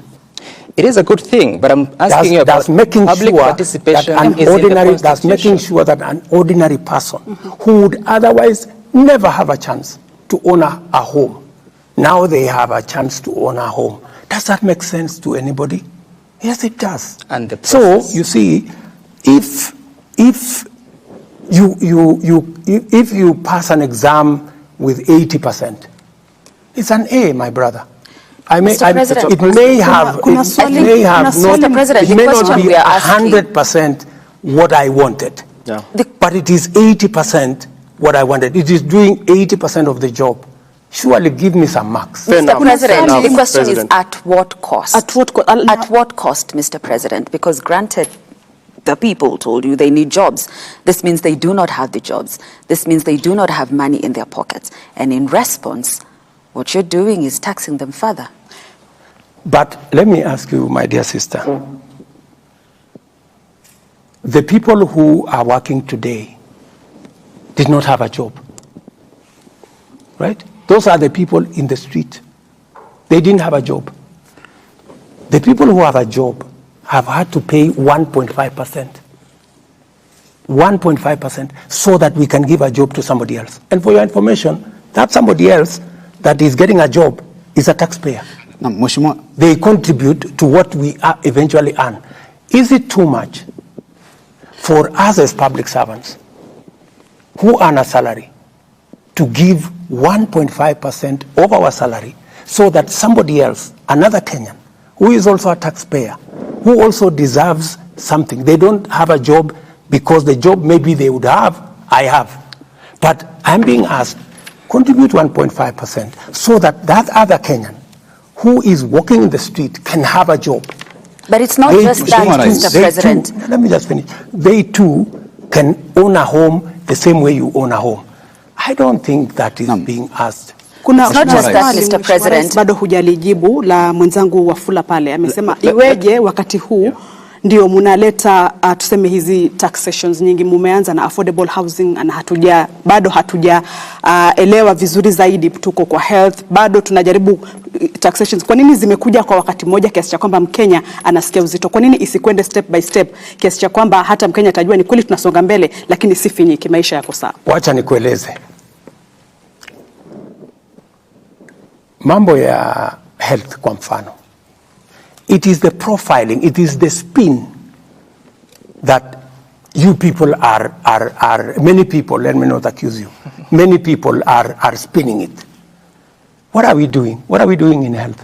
We are saying in health, we want to reduce those who are, and they are, by the way, the majority of the people who are, when I spoke about hustlers, people thought I was not serious. I was very serious. That is why I am saying, those of us who have a job, let's contribute 1.5% good people, so that those of us who are hustlers, the people in the street, can, even them, they can have a job. They now have 120,000 of them on a job. That's number one. On this, on the health, what are we doing? We are saying three things. Number one, for the first time, every Kenyan, even those who today cannot afford nothing, they will have a health insurance. For the first time. Number two, those who, the kind of unfairness that there can be. Mama Mboga is paying 10% of our income for health insurance. William Ruto, the president of Kenya, is paying 0.001%. Why? All we are saying is, let everybody pay an equal percentage of what they earn. Is that too much to ask? What will happen? The people who are paying 500 will come down to 300. Is there anybody saying that there are people who will get an insurance cover who do not have? No. Are there people who are saying that those at the bottom of the pyramid will reduce their money or their contribution from 500 to 300? No. The people who are talking are not talking about those things because they are not convenient, and because many of us believe those people don't matter. I want to tell you, my friends, those people are also Kenyans. They matter the same way we do. Let us give them a chance. And Mr. President, let us give them a chance to also participate in Kenya. Let us give that fellow, that mama who has no chance. And let me tell you, for the first time, a person who would otherwise die of cancer or diabetes or hypertension, because when they go to hospital, they are told they don't have the money. For the first time, we have a special kitty, which all of us will contribute and give everybody a chance at life. I mean, my friends, all we are saying is, let us have a country where nobody is left behind. Maybe the question... Because we are just thinking about ourselves. We are discussing how our salary is going to be, how 1.5% of our salary. There are people who have never seen who have never seen a pay slip. There are people who really, genuinely don't have a chance at life. I am asking the rest of Kenya, please, let us give a chance at life to many more Kenyans than those of us who are employed. We are only 3 million. We have 10 million people out there. Mheshimiwa Rais, umesema kwamba makato haya mapya ya bima ya afya yatashughulikia kila Mkenya kupata matibabu. Na kwa Wakenya ambao hawana uwezo wa kulipia bima hii, mtawashughulikia vipi kama serikali? Kabisa, you have asked me the best question. Ukisoma sheria mpya ya ambayo tumepitisha hizi sheria 4, tumesema wale wa Kenya ambao hawawezi kulipa, serikali ya Kenya tutawalipia. Kila mtu atakuwa na bima ya afya. Uko na takwimu ni Wakenya wangapi? Na wale tayari tuko na wale ambao wako katika program hii yetu ya social cash transfer. They are about 2 million. But my estimate is that another 3 million will be in that category. People who cannot afford. Hawa pia watu karibu 5 milioni watapata bima ya afya, italipwa na serikali ya Kenya katika mpango mpya. Jameni, na wauliza Wakenya, hata na wao ni Wakenya, tuwafikirie. Na wale wako chini pale, karibu Wakenya wengine karibu milioni 8-9 ambao wanalipa saa hizi shilingi 500, tutawapunguzia ikuje shilingi 300 kwa mwezi. Na wale hawana uwezo kabisa tutawalipia. Na jambo lingine la muhimu zaidi, wacha niwaambie, hii ni ya muhimu na Wakenya wasikie. Pesa ya NHIF kwa sasa karibu 50% inabebwa na watu wanafanya kitu inaitwa fake claims. Mumesikia kwa mfano kuna hospitali moja hapa Kino. Mumesikia? Ilikuwa kwa vyombo vya habari. Ati wanafanya operation ya upasuaji kuzidi Kenyatta, Aga Khan na hospitali zingine zote combined. Ni nini wanafanya? Ukora mtupu. Yeah. Wanaenda saa zingine wanatangaza ati kuna medical camp. Lakini ile medical camp sio eti ya ukweli, ni kukusanya wagonjwa. Alafu wanachukua majina ya hao watu, wanakuja wanajaza form ya NHIF, wanawalipia wao. Alafu bila ya wale kujua, wanaenda kuclaim pale NHIF. Ndio sababu tumeweka sheria maalum inaitwa Digital Health Bill ama law, ambayo sasa itatusaidia kufunga hiyo mambo yote. Na ndio sababu Sam, nikwambie, ndio unaona wewe Wafula usikize vizuri, unaona wale wamepeleka makesi kotini ndio wawa, kwa sababu hawataki hii sheria. Ndio wanaendesha hii propaganda kubwa, iko shida kubwa sana, Wakenya wapinge hii mambo ya health, kwa sababu wanataka kuendelea kuiba pesa ya wananchi ama ya afya. Kwa nini usiwafungulia mashtaka Mheshimiwa Rais? Wale tayari tumewashawafungulia mashtaka na tayari tutawapeleka kotini, kwa sababu we want to make sure, my friends, wakati unaona kesi iko kotini, imetumwa kotini na watu ambao ni beneficiaries ya the kind of corruption that is going on in NHIF. That is why they don't want us to change the law. That is why they have put together big cases to stop the laws we have changed, because these laws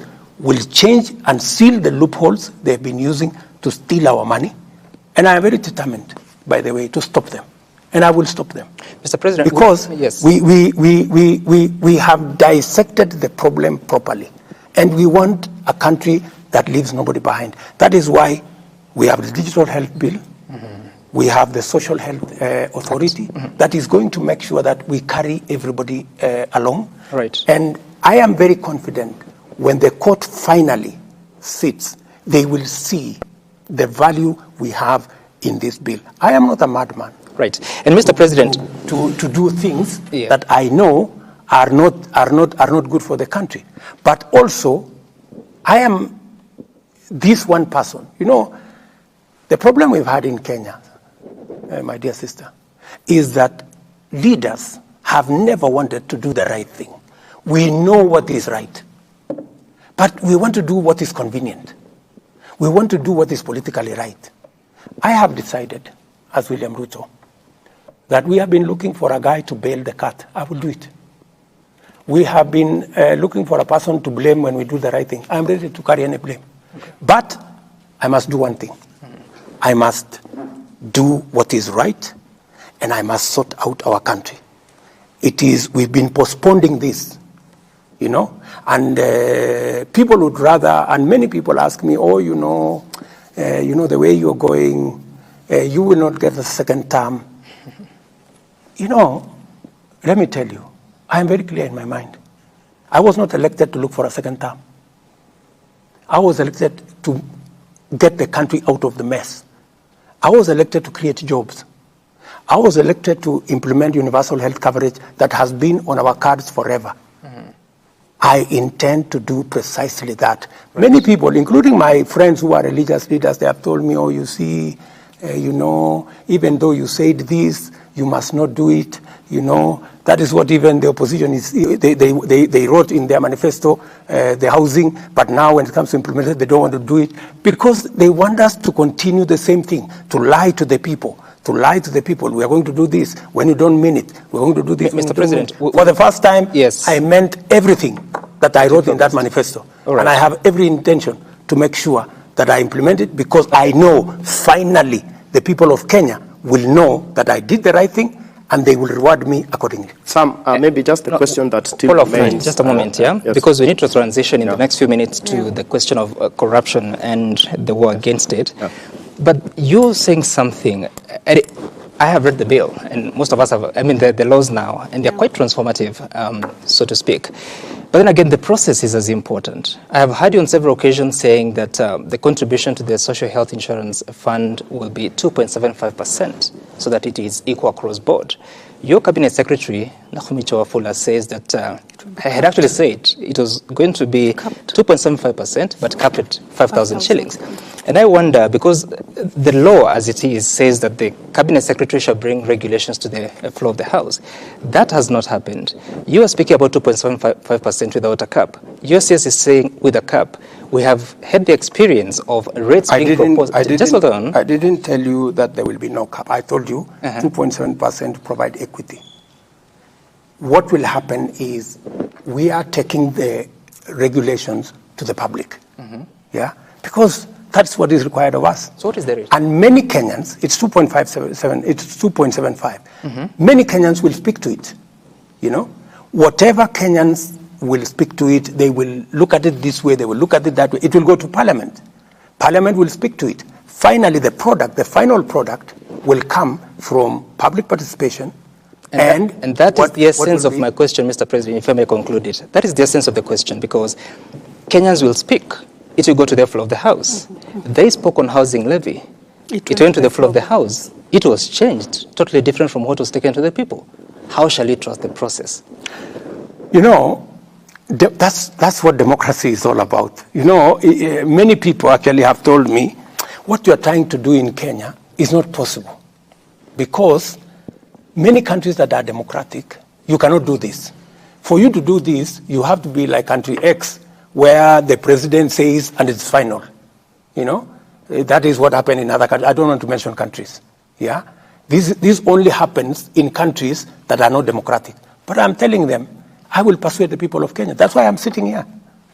I am sitting here to persuade the people of Kenya, so that because I know what we are doing is not normal. And by the way, it is not that I expected that it was going to be smooth sailing. I knew it was going to be difficult. Because what I am trying to do is transformative. What I am trying to do is to change Kenya. I am challenging the status quo. I am challenging what has always been there, the norms. And that's why even you guys, you look at me and you're wondering. But, you know, that's how we are going to change a country. Changing a country is not a walk in the park. Utahusisha wananchi katika hili swala? Kabisa, si ndio nimekuambia. Saa hizi tumepublish regulations. Sasa imeenda bila mabadiliko yoyote kama imeenda kwa wananchi. Na je, hisia za mwananchi utazisikiza ama utazikumbatia? Vile wananchi walibadilisha housing levy, si nilikubali. So ikienda bunge, ikienda kwa wananchi wenyewe waseme. It is not citizens that changed it, it is parliament. It's parliament.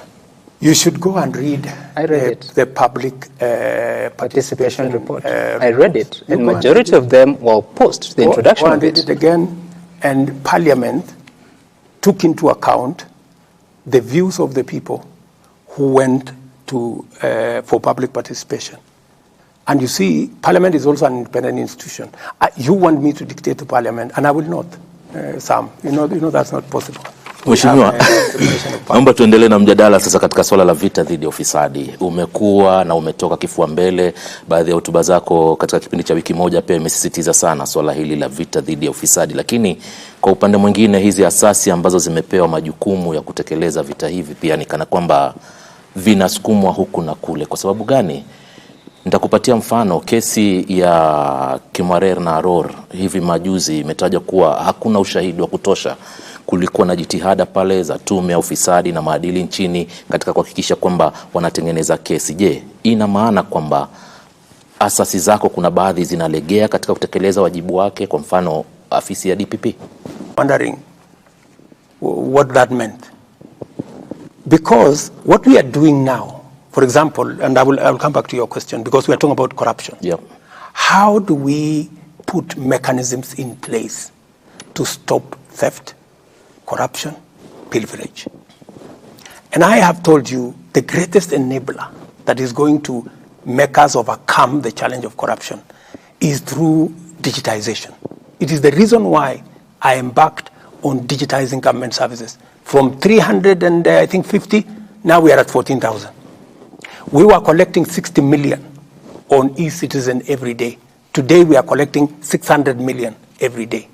My plan is that by next year, we should be collecting minimum 2 billion shillings on e-citizen every day. What does that do? It stops the corrupt. It stops people stealing. It stops pilferage. And for your information, let me just give you a statistic. KWS, right? Their budget for a whole year was 4.3 billion, but given them actually a budget of 4.5 billion. In 6 months, because of e-citizen, in 6 months, they have collected 4.3 billion. Half the year, they have collected what we had, what they had been given as an estimate for the whole year, which means by the end of this year, they will double their collection. I'm just giving you one incident. So what will that do? That is how my plan on how to manage corruption, number one. Number two, I promised the people of Kenya that the independence of the judiciary is going to be sacrosanct. I can tell you for free that they have never received a telephone call from the president to tell them, manage this case in this manner, that manner, this corrupt person or that corrupt person. I promised the same to EACC, I promised the same to DCI, I promised the same to DPP. It is their responsibility. They ask me for support, and I have given as much support as I can muster to all these institutions. Let's come to the, are they doing what they should do? It is not for me to judge. It's for the people of Kenya to judge, because they report to us. I am telling them what I can within the separation of powers, that it is our expectation. That's why I'm speaking publicly, in public fora, to tell them, look, the people of Kenya have expectations that those who are corrupt, and if there is anybody who is corrupt, has a matter, and they say, and one of the agencies say, oh, the president told us not to prosecute this person, I would say in public, in front of TV, they should tell me, because I will never do such a thing. Coming to Kimwarer, if you followed Kimwarer, I said in the campaign trail that the case for Kimwarer was a fraud, because it was. Because it was. Because that case was being used politically. And that is why I have said we do not want political cases. And that's why I have told the investigative agencies, I don't want them to help me with politics. I will do my politics. I will look for supporters. I will look for all these groups, lobby groups and what have you. I will do politics. Them, they should dispense justice. And under my administration, there is nobody who will be prosecuted because of politics or politically, or because they are not aligned to this way and that way. But nobody is going to hide behind politics. That because you are a politician, or because you are a friend of the president, or because you are a relative of the president, you are not prosecuted. That one I have said in public. And I have told every cabinet minister, nobody should go to their office and tell them the president has sent them, or they are a relative of Mr. X or Mr. Y. I will not send anybody to any office to do anything. Na, they must do their job in accordance with the law. Mheshimiwa Rais, unaposema kesi ya Aror na Kimwarer ilikuwa ni utapeli, unamaanisha kwamba hakuna pesa zozote za mtozo ushuru zilizopotea katika kesi hii inayohusiana na mabwawa ya Aror na Kimwarer? Sisi ndio tulipoteza hiyo pesa, kwa sababu serikali wakati ilienda ikasimamisha contractor, the contractors. The contractors went to court, right? Because they hadn't committed any crime. Number one, we were supposed to give them land to do the dam.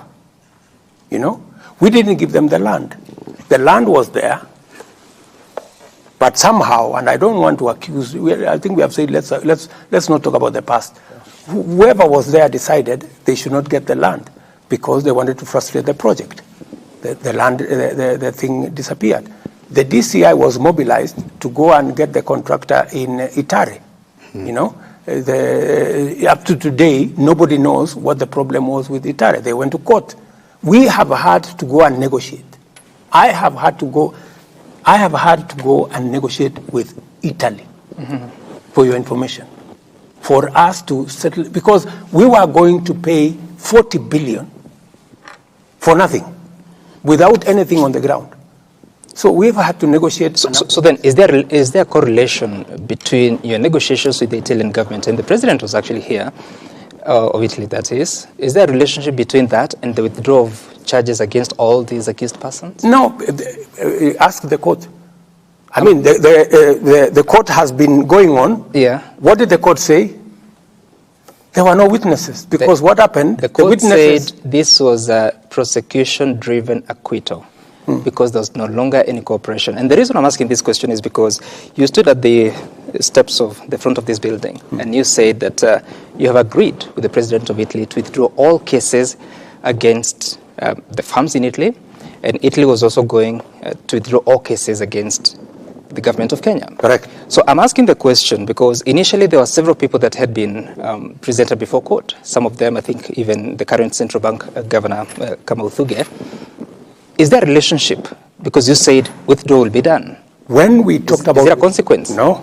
What we said about the withdrawal was they took us to court in London. We made a counterclaim just to make sure that we are not exposed. So when we made the counterclaim, then that's how the case was continuing. So we said, for that matter, they are going to withdraw their case in the arbitration court. We were going to do the same. It had nothing to do with the cases in Kenya, because the cases in Kenya were criminal. The cases in the arbitration were contractual.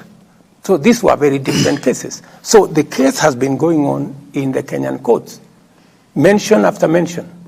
I mean, and by the way, those cases were going on even before I came to office. They had been there for 3 years, and it hadn't moved 1 inch. Why? Do you think there was any feasibility study done on the two dams? Do you know of any? That is now for you to determine. No, I'm asking because, you. I mean, you have all the information, because you know that there was supposed to be a feasibility study. You must be having the information. I don't have the information. You're the president of Kenya. What's the feasibility study? What I can tell you is that contract of Kimwarer and Aror was signed with other contracts, similar contracts, in the front of Statehouse here, in the presence of the president then. I wasn't even there. And that's what I'm asking. Those contracts were signed. That's what I'm asking you. Are you aware of any feasibility study for the two? I am aware that the contracts were as legitimate as they were signed. Okay. They were signed before two heads of government at that point in time. So, and if there was any problem with them, it should have come out in court. The reason I'm asking that is because you then, I don't know, should I conclude that you don't have any information of any feasibility study? Because if there was none, then that is contrary to procurement laws. If you know that there was none, I'm asking, I don't know. No, if you don't know, why are you asking? I'm asking you. No, if you don't know, why are you making an assertion on something that you don't know? I've asked you a question. What I can tell you is that, to the best of my knowledge, by the time contracts are progressed to a place where it is signed before a head of state, that those contracts should have met every condition. And your predecessor found there was no feasibility study? If he found out that there was no feasibility study, then he should have prosecuted the matter in the way it should have been. Which happened. People were taken to court. And then where did we end up with the contract? we end up with the government of Kenya. Mheshimiwa Rais, on that issue, and if it went to court for 3 years, why didn't it progress? So we are looking at it even. And the president then was in office. Why didn't it progress for 3 years? If it was as simple as there is no feasibility study, I mean, it should have been an open and shut case. We have seen what the judge has actually said. And you look at a situation whereby the prosecution is literally paralyzed in court. And this is not just even Aror and Kimwarer. I mean, in the last 15 months, we've seen one case after the other collapse in court. And this is keeping Kenyans thinking. Yes, you came in and said at that time corruption was being weaponized. But now there's a feeling that now the law enforcers actually, it's a situation whereby there's protectionism instead of now the exact opposite of what was happening then. What do you tell Kenyans on this, where you find...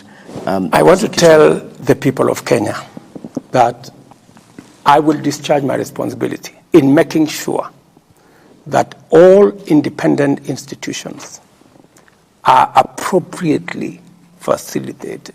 In fact, the DPP has sent a request on additional resources to hire more staff so that they can discharge their responsibility well, and I am looking at that request.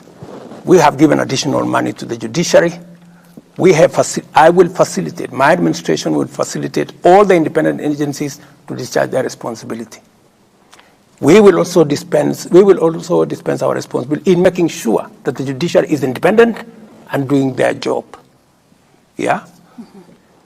That I will do. And I will make sure that nobody hides under the presidency, the government, friendship, in any anybody must be taken to court if they are committed crimes. But beyond that, I will also go the extra mile and prevent public money from being stolen. And that's what I'm doing.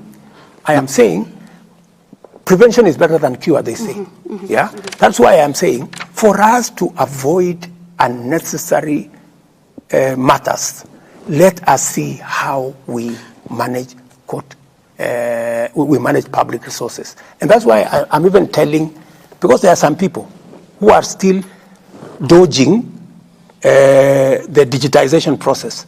They are still dodging the 222 government payment platform because they are used to paying things. In fact, I know, for example, some institutions, when we say they must pay through the digital platform, they are now asking for checks.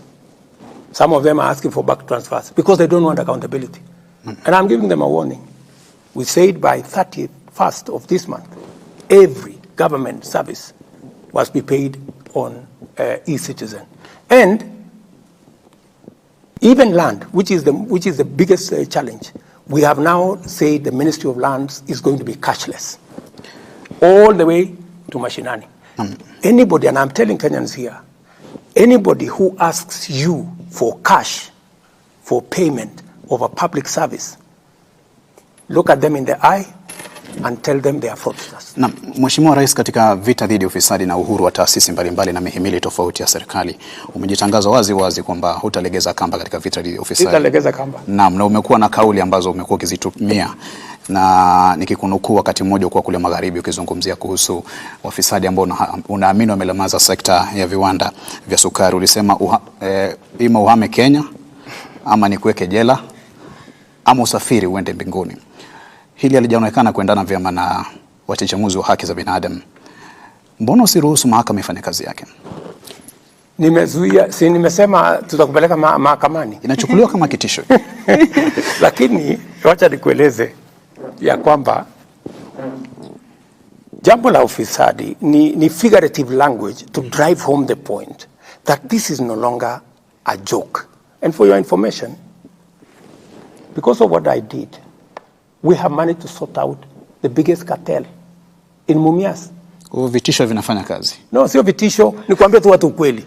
Kwamba mahali mambo imefika, hatuwezi kuendelea vile tunaendelea. Lazima tubadilishe mwenendo wetu. And I am telling you, let me repeat here, that for those people who are corrupt, please look for another country. because it is not going to be business as usual.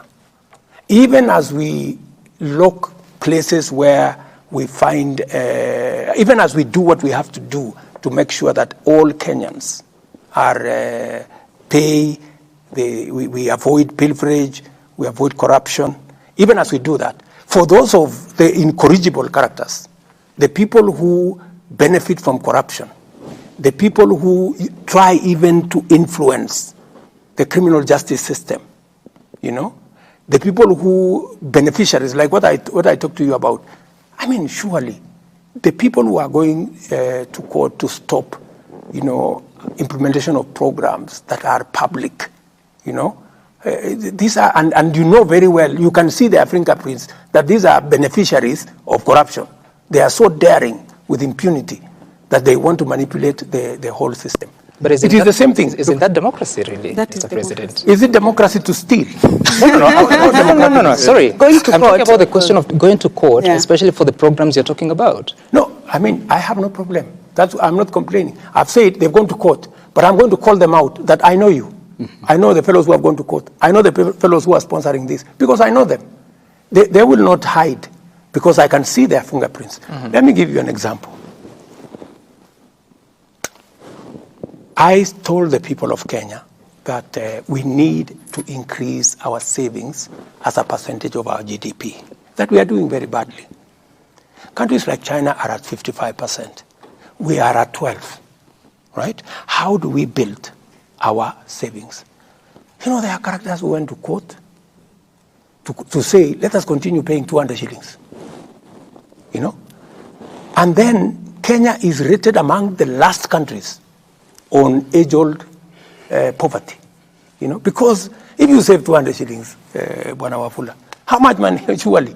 We have so many people, and that is how we do not have a pool of resources in Kenya that we can use to drive our own development. That's why we go borrowing left, right, and center. So we went to court, right? They went to court. I mean, we passed the law 2014. They went to court. They stole the thing 9 years, imagine, taking us from one courtroom to another. Then I called them and I told them, look at me in the eye, my friends. You have to stop this shit. You have to stop this nonsense. Yeah, it cannot continue like this, right? And they realized that I was not joking, So we agreed on an out-of-court settlement, because they knew very well that they were beneficiaries of this whole conundrum. What has happened? Just let me tell you. We have wasted 9 years. What has happened today is that we were collecting about 1.3 billion at NSSF. Today, we are collecting 6.5 billion every month at NSSF. We are going to double, Sam, we are going to double the amount of money in our savings in the next 4 years, just as I told the country. That is transformative. But it has taken some, tough engagement with corrupt people. Right. Telling them it cannot continue like this. And I know when I believe this is the right thing, I go out of my way. Because, I have been elected by ordinary people. They cannot do what I can do. They have given me the opportunity to do it for them. Right. So that we can begin even, the moment we have savings, we can even begin to reduce interest rates, because we are talking about our own money. Right. We're not looking for money from other countries. Mr. President. This is how we're going to transform Kenya. Mr. President, it's been 2 hours. My water is drained.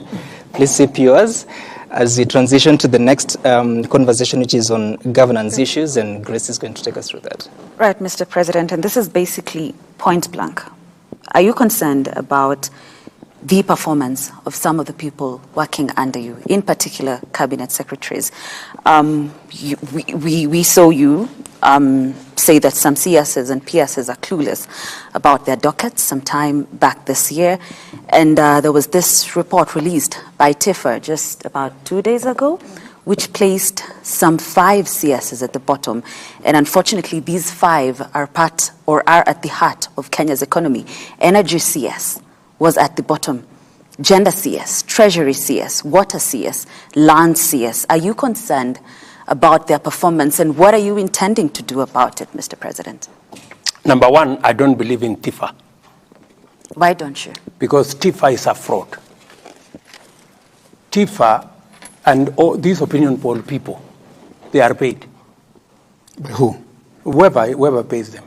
Because But you just said they paid. told us many stories. If it was TIFA, I would not be president. They said I would never win. They made all manner of allegations. So please, let's not talk about opinion polls. Let's not talk about TIFA. And I have no quarrel with them wanaweza kuendelea na kusema ile wanasema, which is okay. Let's go to the performance, minus TIFA. Yeah? But we can see the results. We can see the results because... okay. Yeah, I'm saying we can see the results. You have dismissed TIFA, but say energy, which is at the bottom. This is definitely here because of the frequent power outages that have been experienced in the country. So it has to be true. It is not true. Let me tell you that, yes, we've had about 4 different blackouts.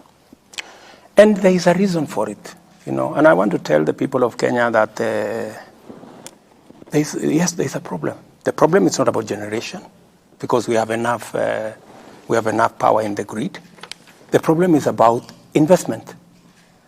We haven't invested in our transmission lines and distribution lines in the last 8 years.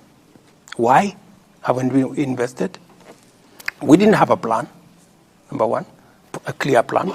And where we had a plan, many things went wrong. For example, the 3 or 4 lines that are giving us real trouble,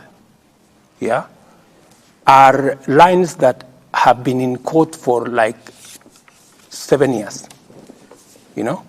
We had a Spanish engagement with another group called Africa 50 that would help us connect the power from Takwel, the power from Ethiopia, and the power from Uganda into the grid, but those were never implemented. When I came into office, the first thing I did was, for example, there were transformers at the port for 5 years, and it only required 500 million. I paid it one day. That is why today we have connected power to Ortum. We are connecting power to Kitale from Takwel. We have so much power in Takwel, we cannot deliver it because there is no transmission line. What have we done?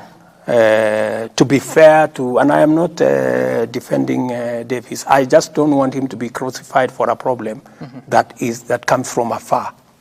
So what have we done? We have finally negotiated. I went to Korea. I negotiated a facility of 9 billion shillings. We are going to do 200 kilometers of transmission line, the ones that are part of what is causing the problem. We have finalized the procurement. Those will be constructed. We've also decided that because we do not have sufficient resources, we are going to work with the private sector. So we have another 8 lines, a total of 607 kilometers of transmission line that we have concessioned to a private sector for them to build the lines. And because we already have the law on wheeling charge, they will construct the lines, we will pay them as they transport our power.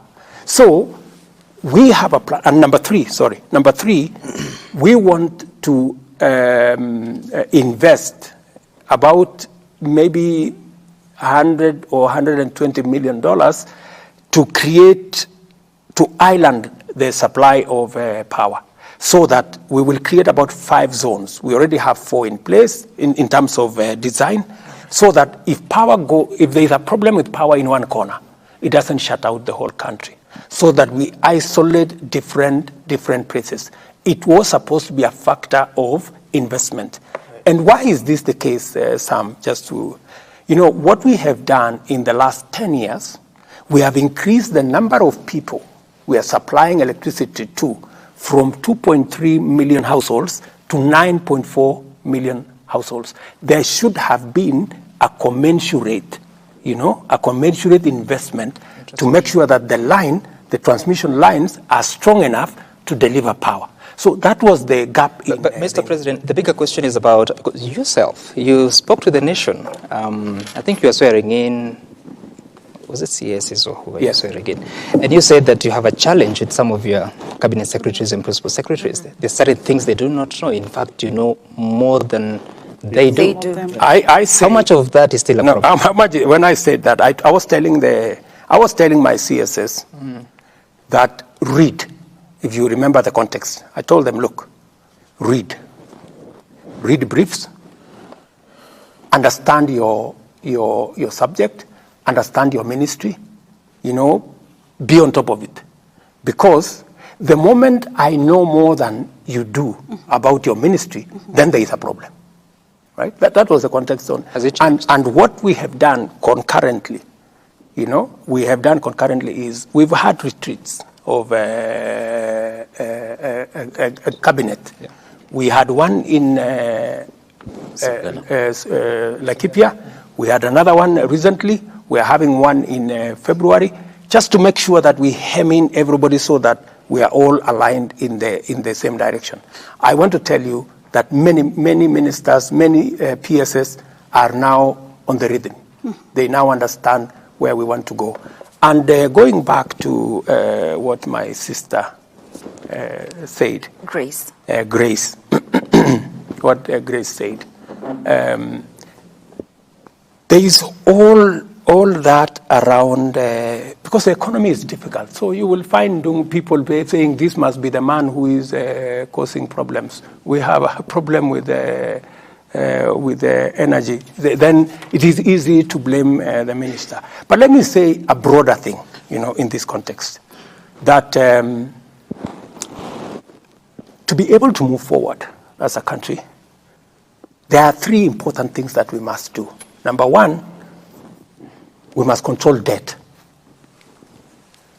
Number two, we must control expenditure. And number three, we must find revenue. We must find revenue. Yes, I have gone out of my way, and I think we have a handle on debt. Mm-hmm. We're managing debt. Many Kenyans today are paying taxes. I am making sure that through digitization, we manage to collect as much as possible, and it is not lost. I know it is painful on some on Kenyans that they've had to pay more, but this is temporary, and this is work in progress. We are going to see how to improve that. The third most important thing, which is important to me, is how we control expenditure. Apart from cutting down on excesses, we also need to look at opportunities. Do you know that we have 287 agencies of government, parastatals and companies? 287. How much do I spend on these agencies every year? 250 billion. Yeah. If I could save 50, 60, 70 billion from these organizations, I would do a lot more, and I would not be pushing more people in the tax direction. And that is why we changed the law to facilitate privatization, to facilitate strategic investment, to facilitate merger of some companies, and to facilitate closure of some. Let me give you an example, because many people have been asking, so why does the government want to sell this company and this company and this company and this company? Taxpayers' money is being used, right, to support many of these companies. Let me give you an example. I know many people are very sentimental about KICC. We said we want to privatize KICC. Let me explain to the people of Kenya. KICC is an iconic building. Mm-hmm. It is the center of the city. Mm. All of us, including myself, When I came first to Nairobi, I came to that photograph place where we are holding KICC at the top. And that will continue. People will continue taking photographs at KICC. But that's not why KICC was not built. That was not why KICC was built. It was not built for photographs. It was built as a national asset. Mm-hmm. Let me tell the people of Kenya, KICC today is valued at 30 billion. Right? How much money do we get from KICC? Last year we got 29 million. The other year we got, I think, 40 million. How much? 40 million. What a waste, you know? Because it is being managed inefficiently. I had to put 1.8 billion shillings to make it usable for Africa Climate Summit. Just imagine. So what I'm saying is, instead of having KICC as an office block, you know, the whole of that KICC there has offices of this person and that person, they are paying nothing. Right. Yeah? Why don't we transform KICC for it to become the international conference center that it was built to be? Right. Right? So when you... Just wait, the international conference center. And you know how much money we should be making from KICC if it is worth 30 billion? Even nominally, we should be getting 3 billion shillings a year. How much are we getting? We are not getting 3 billion. We are getting 29 million. But Mr. President... This is an asset of Kenya. Mr. President...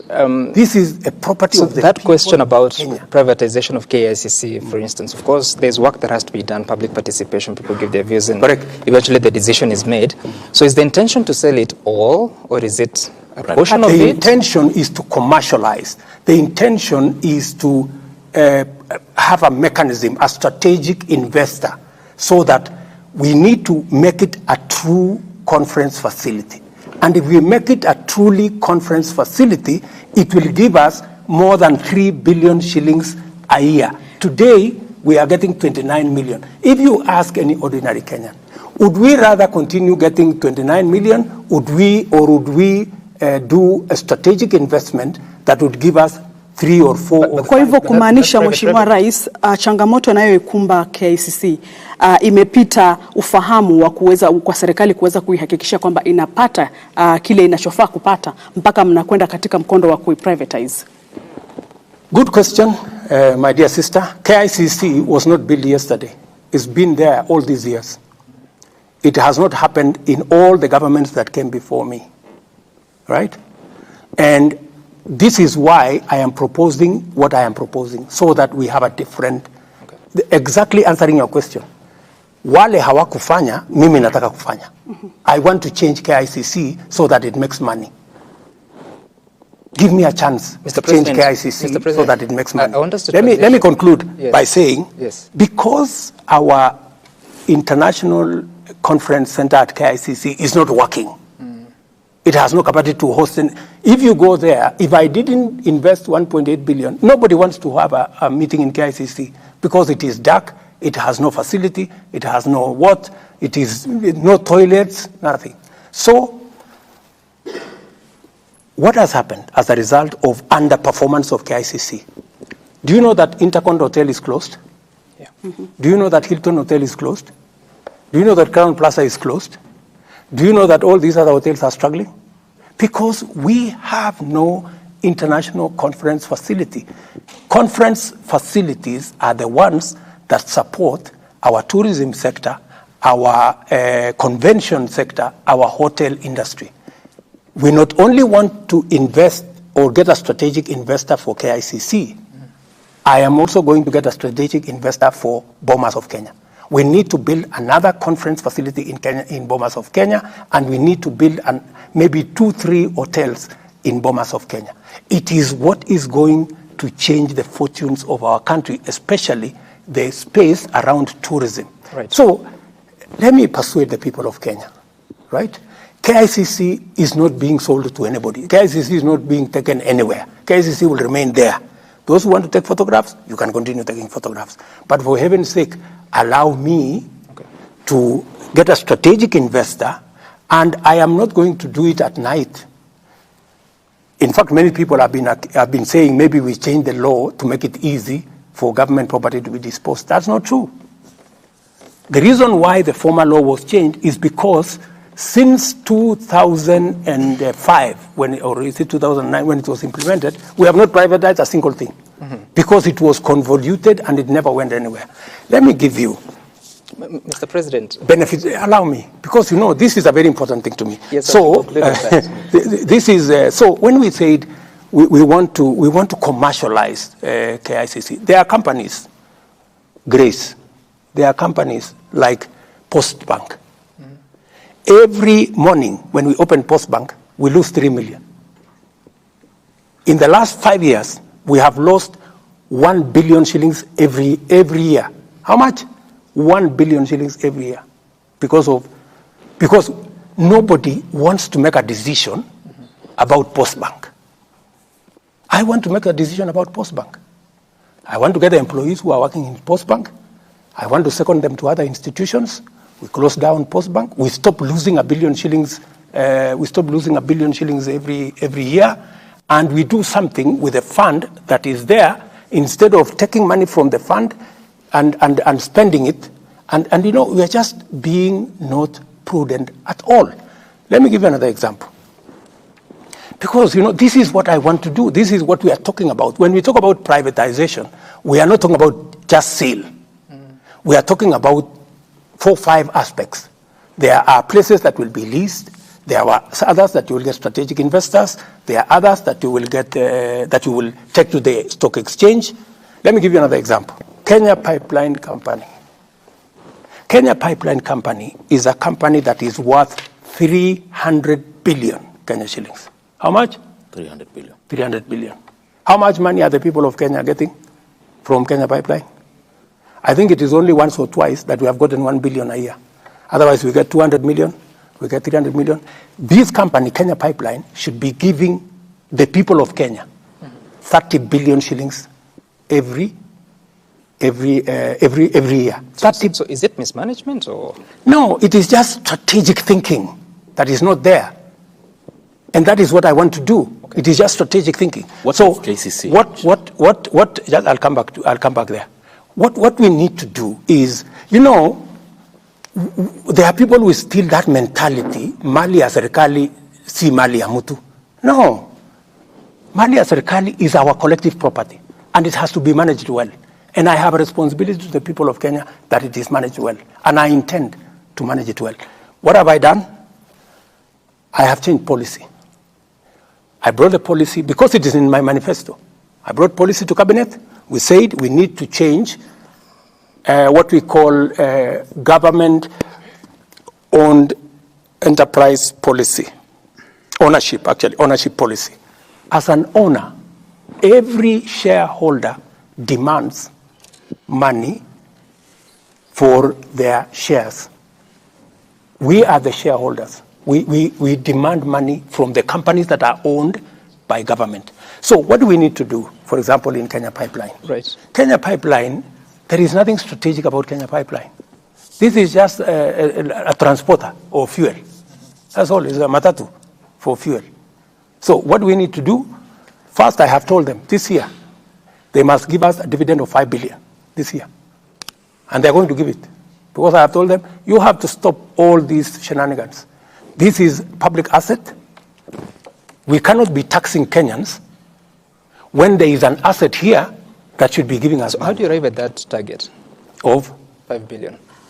It is the initial money, but it should actually be 30 billion every year, because any economist will tell you if your asset is this much, 10%, even if you were to, because if we were to sell Kenya Pipeline at 300 billion, we would get 300 billion, put it in a fixed deposit, we earn 30 billion every year.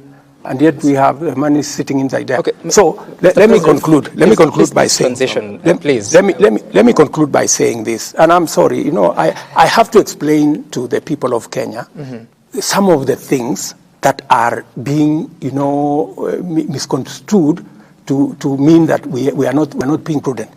I brought policy and I said, we are going to make sure that every government asset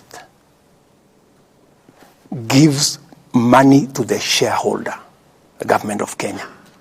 so that we look for additional revenue, because we cannot borrow. We have pushed Kenya enough on taxes. The only other way to raise money is to sweat our assets. Yeah? Is to sweat our assets.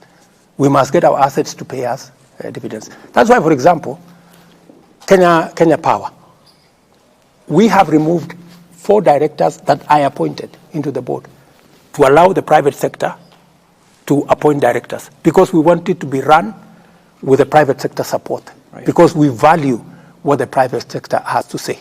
Let me conclude by saying the following. Why is this in the right direction? Let me answer what this good man has said. KCC, for example, we want to have a conversation with farmers. We want farmers to own KCC. We want to give them, we want to see with them, already dairy board were in India. The Indian equivalent of KCC is paying farmers higher than our KCC for the same product, and is charging the consumer lower than we are charging, because they have built in much more professionalism, much more. So we want to do that. And for Mwea, I know there is a problem, Mwea rice mill. Yeah. We started Mwea rice mill way back in the 70s when there was no rice mill. Today we have 100 rice mills in Mwea.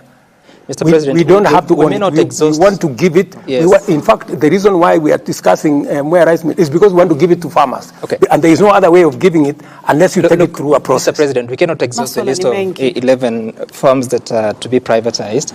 But I want us to spend some time and talk about the diplomatic status of the country, of Kenya, in the regional and global space. Do you want to take us through that? Yeah, pengine Mheshimiwa Rais unaweza kutueleza uhusiano wa Kenya na nchi zetu jirani. Tukizungumzia pengine kama Uganda upo vipi? Tunakumbuka kwamba kulikuwa na lile swala la uhusiano wako baina ya Rais Yoweri Museveni kuhusiana na oil deal. Sijui kama uhusiano wenu upo vipi kwa sasa. Is that the only around that space? No. I can ask the question about is about Tanzania. Yeah, right okay. now. Yeah, I think you need to answer. Ask Exactly. Of late we've not seen there's Mama Samia kiasi pia amekuwa kirusharusha maneno kuhusiana na namna taifa letu linavyoendeshwa na kadhalika, jambo ambalo tunatuuliza. Juzi umesema unakuja na visa free Kenya, watu watakuwa naingia. Je, katika muungano wetu pia wa Afrika Mashariki protocols zinasemaje kuhusiana na kauli ambayo ilitoa pamoja na uhusiano wa jumuiya? There are also concerns on Jamhuri Day, the notable absence of Yoweri Museveni, Samia Suluhu Hassan, Paul Kagame, Evariste Ndayishimiye as part of that. Okay, let me start with yours. Do they normally attend Jamhuri Day? No. So, I mean, how do you ask about absence of somebody who normally is not? Were they invited? We didn't invite them. And they came, you know, some of the people came just because we are East Africans. Do I attend the national days of the other countries? I don't. So does that mean that there's a problem? No. So let's leave that one there. Number 2, the relationship between Museveni and myself are perfect. The relationship between Kenya and Tanzania is perfect. The relationship between Kenya and Tanzania is perfect. On the visa issue, today, forget about my announcement, you don't need a visa to go to Tanzania. Neither do you need a visa to go to any country in East Africa. So the fact that we are actually formalizing what is already in place. So there is no contradiction between our visa-free and that. But let me say one more thing, if you allow me. I've answered that one quickly so that you can allow me to say something else. Let me say this, because, you know, let me tell you, the economy is very important to me. And that's why I want us to spend time there a bit. The economy is very important to me. I have told you that we need to raise revenue. Why am I targeting raising revenue from our assets? Look, for the example, Safaricom. Safaricom was a small department in telecom. Yeah? What did we do? We took it to privatization. We asked Vodafone to come and invest. We gave them 40%. Then we sold another 25% to the public in Kenya. Today, the small Safaricom that was at the corner in Telecom, today is the largest company in Kenya. Today, the value of Safaricom is 360 billion. Today, Safaricom is supporting 1.2 million jobs. Today, Safaricom has given the government of Kenya, through taxes, in the last 15 years, 1.3 trillion shillings. Today, Safaricom gives government of Kenya 20 billion average every year as dividends. Now, my good brother, that is the value of privatization. A small company has become something. Let me give you another example. KCB.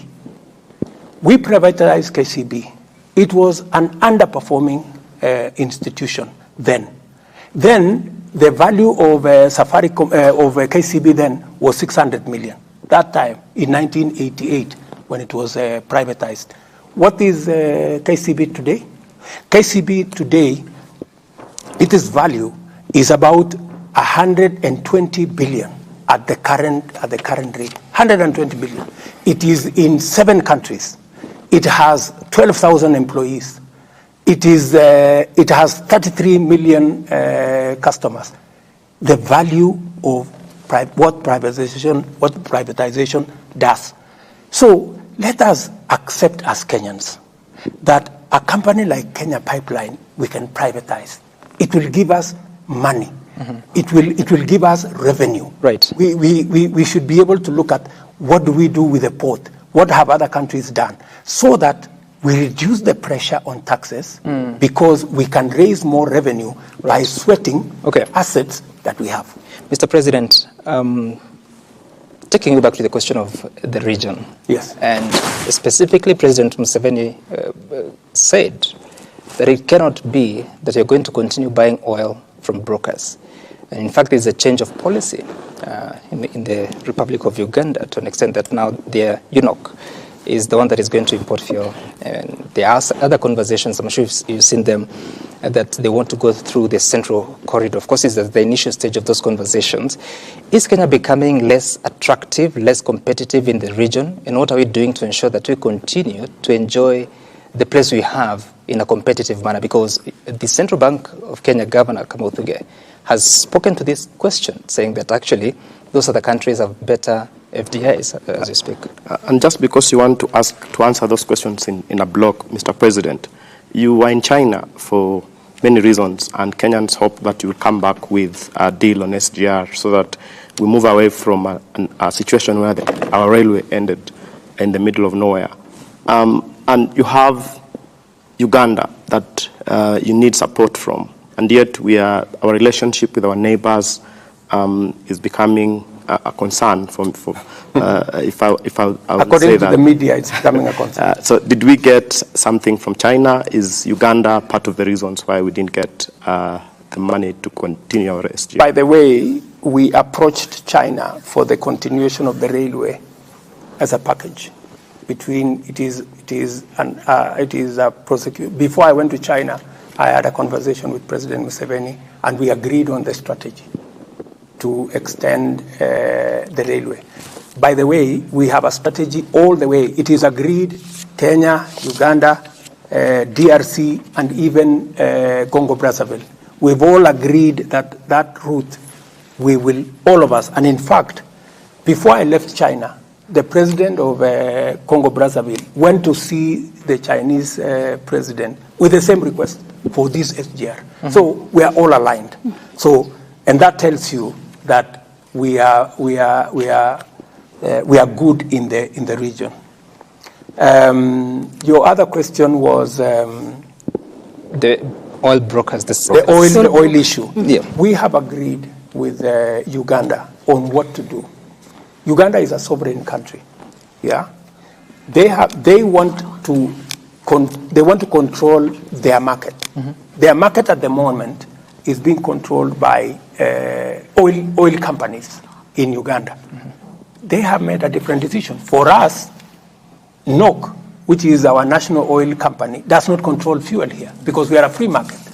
Yeah, fuel is brought by the private sector. Yeah, It is all these marketers that deal with the fuel. In Uganda, that has been the case. But Uganda is a sovereign country. If they decide that government wants to control using UNOC, that is a decision Uganda has made. As Kenya, we want to work, because we are a free market, we want to work with the oil marketing companies. All we do collectively is to source the product collectively, and then it is, so Uganda wants the product to go to UNOC in Uganda, and then UNOC distributes, which is fine by us. Where does it pass? Through what port? Through Mombasa. I think it's the only reasonable, if you look at all numbers, that is the only feasible route. What we have agreed with them is that we will agree on a structure where, using our pipeline, we will need to ration who uses the pipeline, because it is an asset. Don't you think we're losing? Because I think, correct me if I'm wrong, but part of the exports for this country is oil to Uganda, isn't it? So aren't we losing that? Why are we losing? The oil will still go through here. They will still pay the charges they have been paying to go to Uganda. It is not that we have been making money from Uganda. They have been buying their own. They have been buying fuel from the same source as we do. The only thing is that we've been sourcing it together. So in the East African community, is there any conversation that countries like Uganda may choose to use the port in Tanzania? Any country can choose whatever what is financially usable for them. And therefore, what are you doing to ensure that we are competitive so that we don't lose? We are very competitive, I can tell you. In fact, the Kenyan route is the only competitive route to go to Eastern DRC and to go to Uganda. In fact, we are having a conversation with Rwanda, because they equally find this route, especially if we can connect from Kisumu across the Lake Victoria, that will even be a shorter route to Rwanda. So, Mr. President, if we have agreed as a region on the railway infrastructure, and really is really important even for the economy, which you are passionate about, then what is the issue? Because first it was bankability of the project, and that was to be solved by the feasibility study. Then second, it was to be the region needed to come on board as a block so that the project can become viable into the long term. So if as a region we are aligned, what is the problem? The challenge that we have now with the railway is twofold. Number one is that our headroom on debt, we cannot borrow anymore. So we have asked China to invest, not to lend us money. Yeah? We are having that conversation. And some of their companies are considering investing their money, instead of us borrowing the money. We are also having a conversation as to what is the timing. When do we want this delivered? So those are the conversations that are going on. As you know, our exposure is on the limit. So we cannot, and I will not, borrow any more money. And I have made that commitment to the people of Kenya. What we can do is we are looking at alternative options. Can we have a public-private partnership that will see China and Chinese companies invest in the pipeline? That is the conversation that we are having. Mheshimiwa, mwisho, kuna swala la DRC hapa. Tuna tatizo lolote taifa la Kenya na DRC? Hatuna matatizo kabisa na nchi jirani ya East Africa ya DRC. DRC wako na uchaguzi. Sisi kama wa Kenya tulienda kuwasaidia katika changamoto walizo nazo kwa mambo ya usalama. Jeshi letu lilienda pale, tukasimamisha vita ambayo ilikuwa inaenda pale, tukiwa pamoja na ndugu zetu wa kutoka Uganda, kutoka Burundi na kutoka South Sudan. Tumefanya kazi hiyo kwa muda wa mwaka mmoja. Baada ya mwaka mmoja, wao wenyewe wamesema ya kwamba wanaona sasa msaada wetu imefika mwisho. Tukakubaliana, tukafanya summit hapa Arusha, tukakubaliana sasa sisi tutatafuta namna gradually to exit from the scene so that other countries can come and support them. Jana ama juzi kulikuwa na mkutano hapa Nairobi ya wananchi wa DRC, wakatoa statement. Watu wa DRC wakalalamika kwamba hiyo statement Kenya haingekubali hiyo statement itolewe pale. Msimamo wetu kama Kenya ni kwamba sisi ni nchi demokrasia, na nyinyi mnajua, nyinyi ni watu wa vyombo vya habari, hakuna mtu anauliza serikali kwenda kutoa taarifa yeyote. So they issued a statement from here. DRC wanted to know whether those people, we can arrest them. Then we told them, you know, Kenya is a democracy. We cannot arrest anybody who has issued a statement.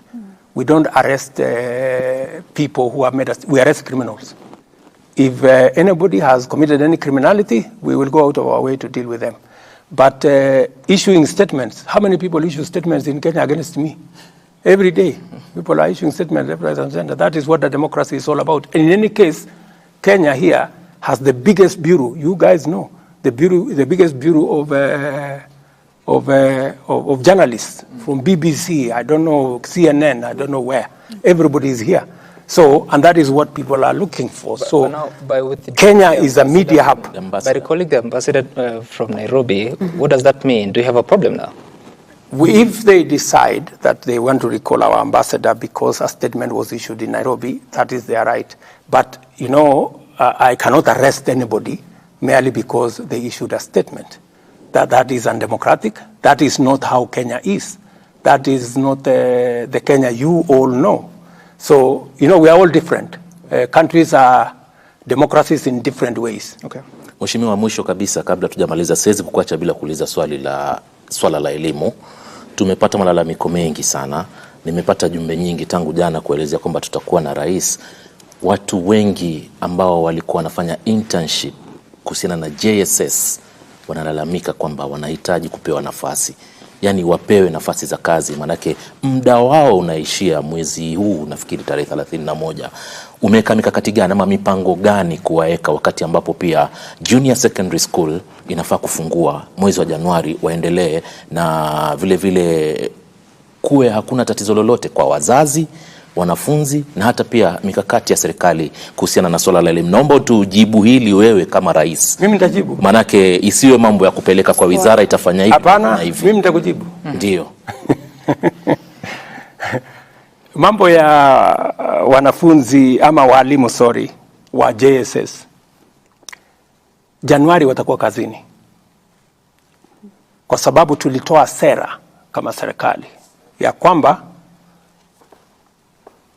sectors zote kabla ya kuajiriwa permanent and pensionable unafanya kazi internship miaka miwili. So they will complete, once they complete their internship of 2 years, we will hire everybody. So they need to relax. They need to go through the process. They will have the first priority when we hire teachers after the internship. And we are not doing internship only with teachers. We are doing internship with many other sectors. In fact, we've just gotten a cohort of interns at the public service, because internship is part of the learning process and the job process. So our interns that are doing a wonderful job as teachers, they need to relax.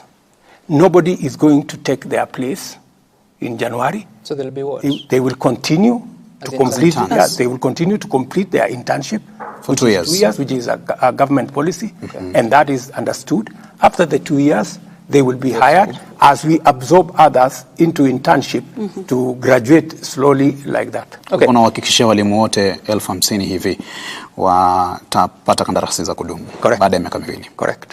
Mr. President, we want to wind up, but a lot of conversations and many questions that are coming in, including one who is asking that, back to our earlier conversation about the housing levy and that question of accountability. Do you know now how much has been collected from that levy and where it is? I know that I don't have the final figures with me here, but I know we've been collecting ever since the law was passed, and it is on average about around 60 billion shillings or thereabout, plus or minus every month. 60 billion shillings. Every month. Yes. So 60 billion shillings. I think so. I think that's the correct number. So in a year, that would be 60 times 12. What is that? 720 billion? 720. Well, let me note. I don't know whether, no, maybe six, yeah, I think it is, sorry. I think it is about 6 billion, sorry, Yeah. about 6 billion. So I think every year it is somewhere between 60 and 80 billion every year. Where is that money now? That money is already constructing houses. Under what law? What framework? There is already a framework. Only the court said we fine-tune the framework. That money is already constructing houses under the framework with the Ministry of Housing. That? Some of it is being used we've already allocated to National Housing Corporation. And the construction of houses is going full steam across Kenya. We have, by the way, we have 33 sites, active sites going on. I want to ask you to go to Mukuru. We are building 14,000 houses in Mukuru. If you go today to Mukuru, you will not think it is a slum. So you will think it is in Europe. That is being financed by these resources? Yes. Not private investor resources? No, this is being financed by these resources. So if it's 6 billion every month, you're saying 60 to 80 each year? Every year. So how many houses does that construct? It will depend, because we are constructing houses of between 400,000 per house. Others will be 1 million. Others will be 3 million. It is different categories. No, that's the selling price. I'm talking about the cost. But the cost is commensurate with what you sell, because it depends with sizes. Mm-hmm. The smaller ones cost less. The 1 bedroom, the bed sitter, the 1 bedroom, the 2 bedroom, the 3 bedroom cost different. So it will depend on how many. Mr. President, I asked that question because it's been a very stubborn question. Not many have an answer.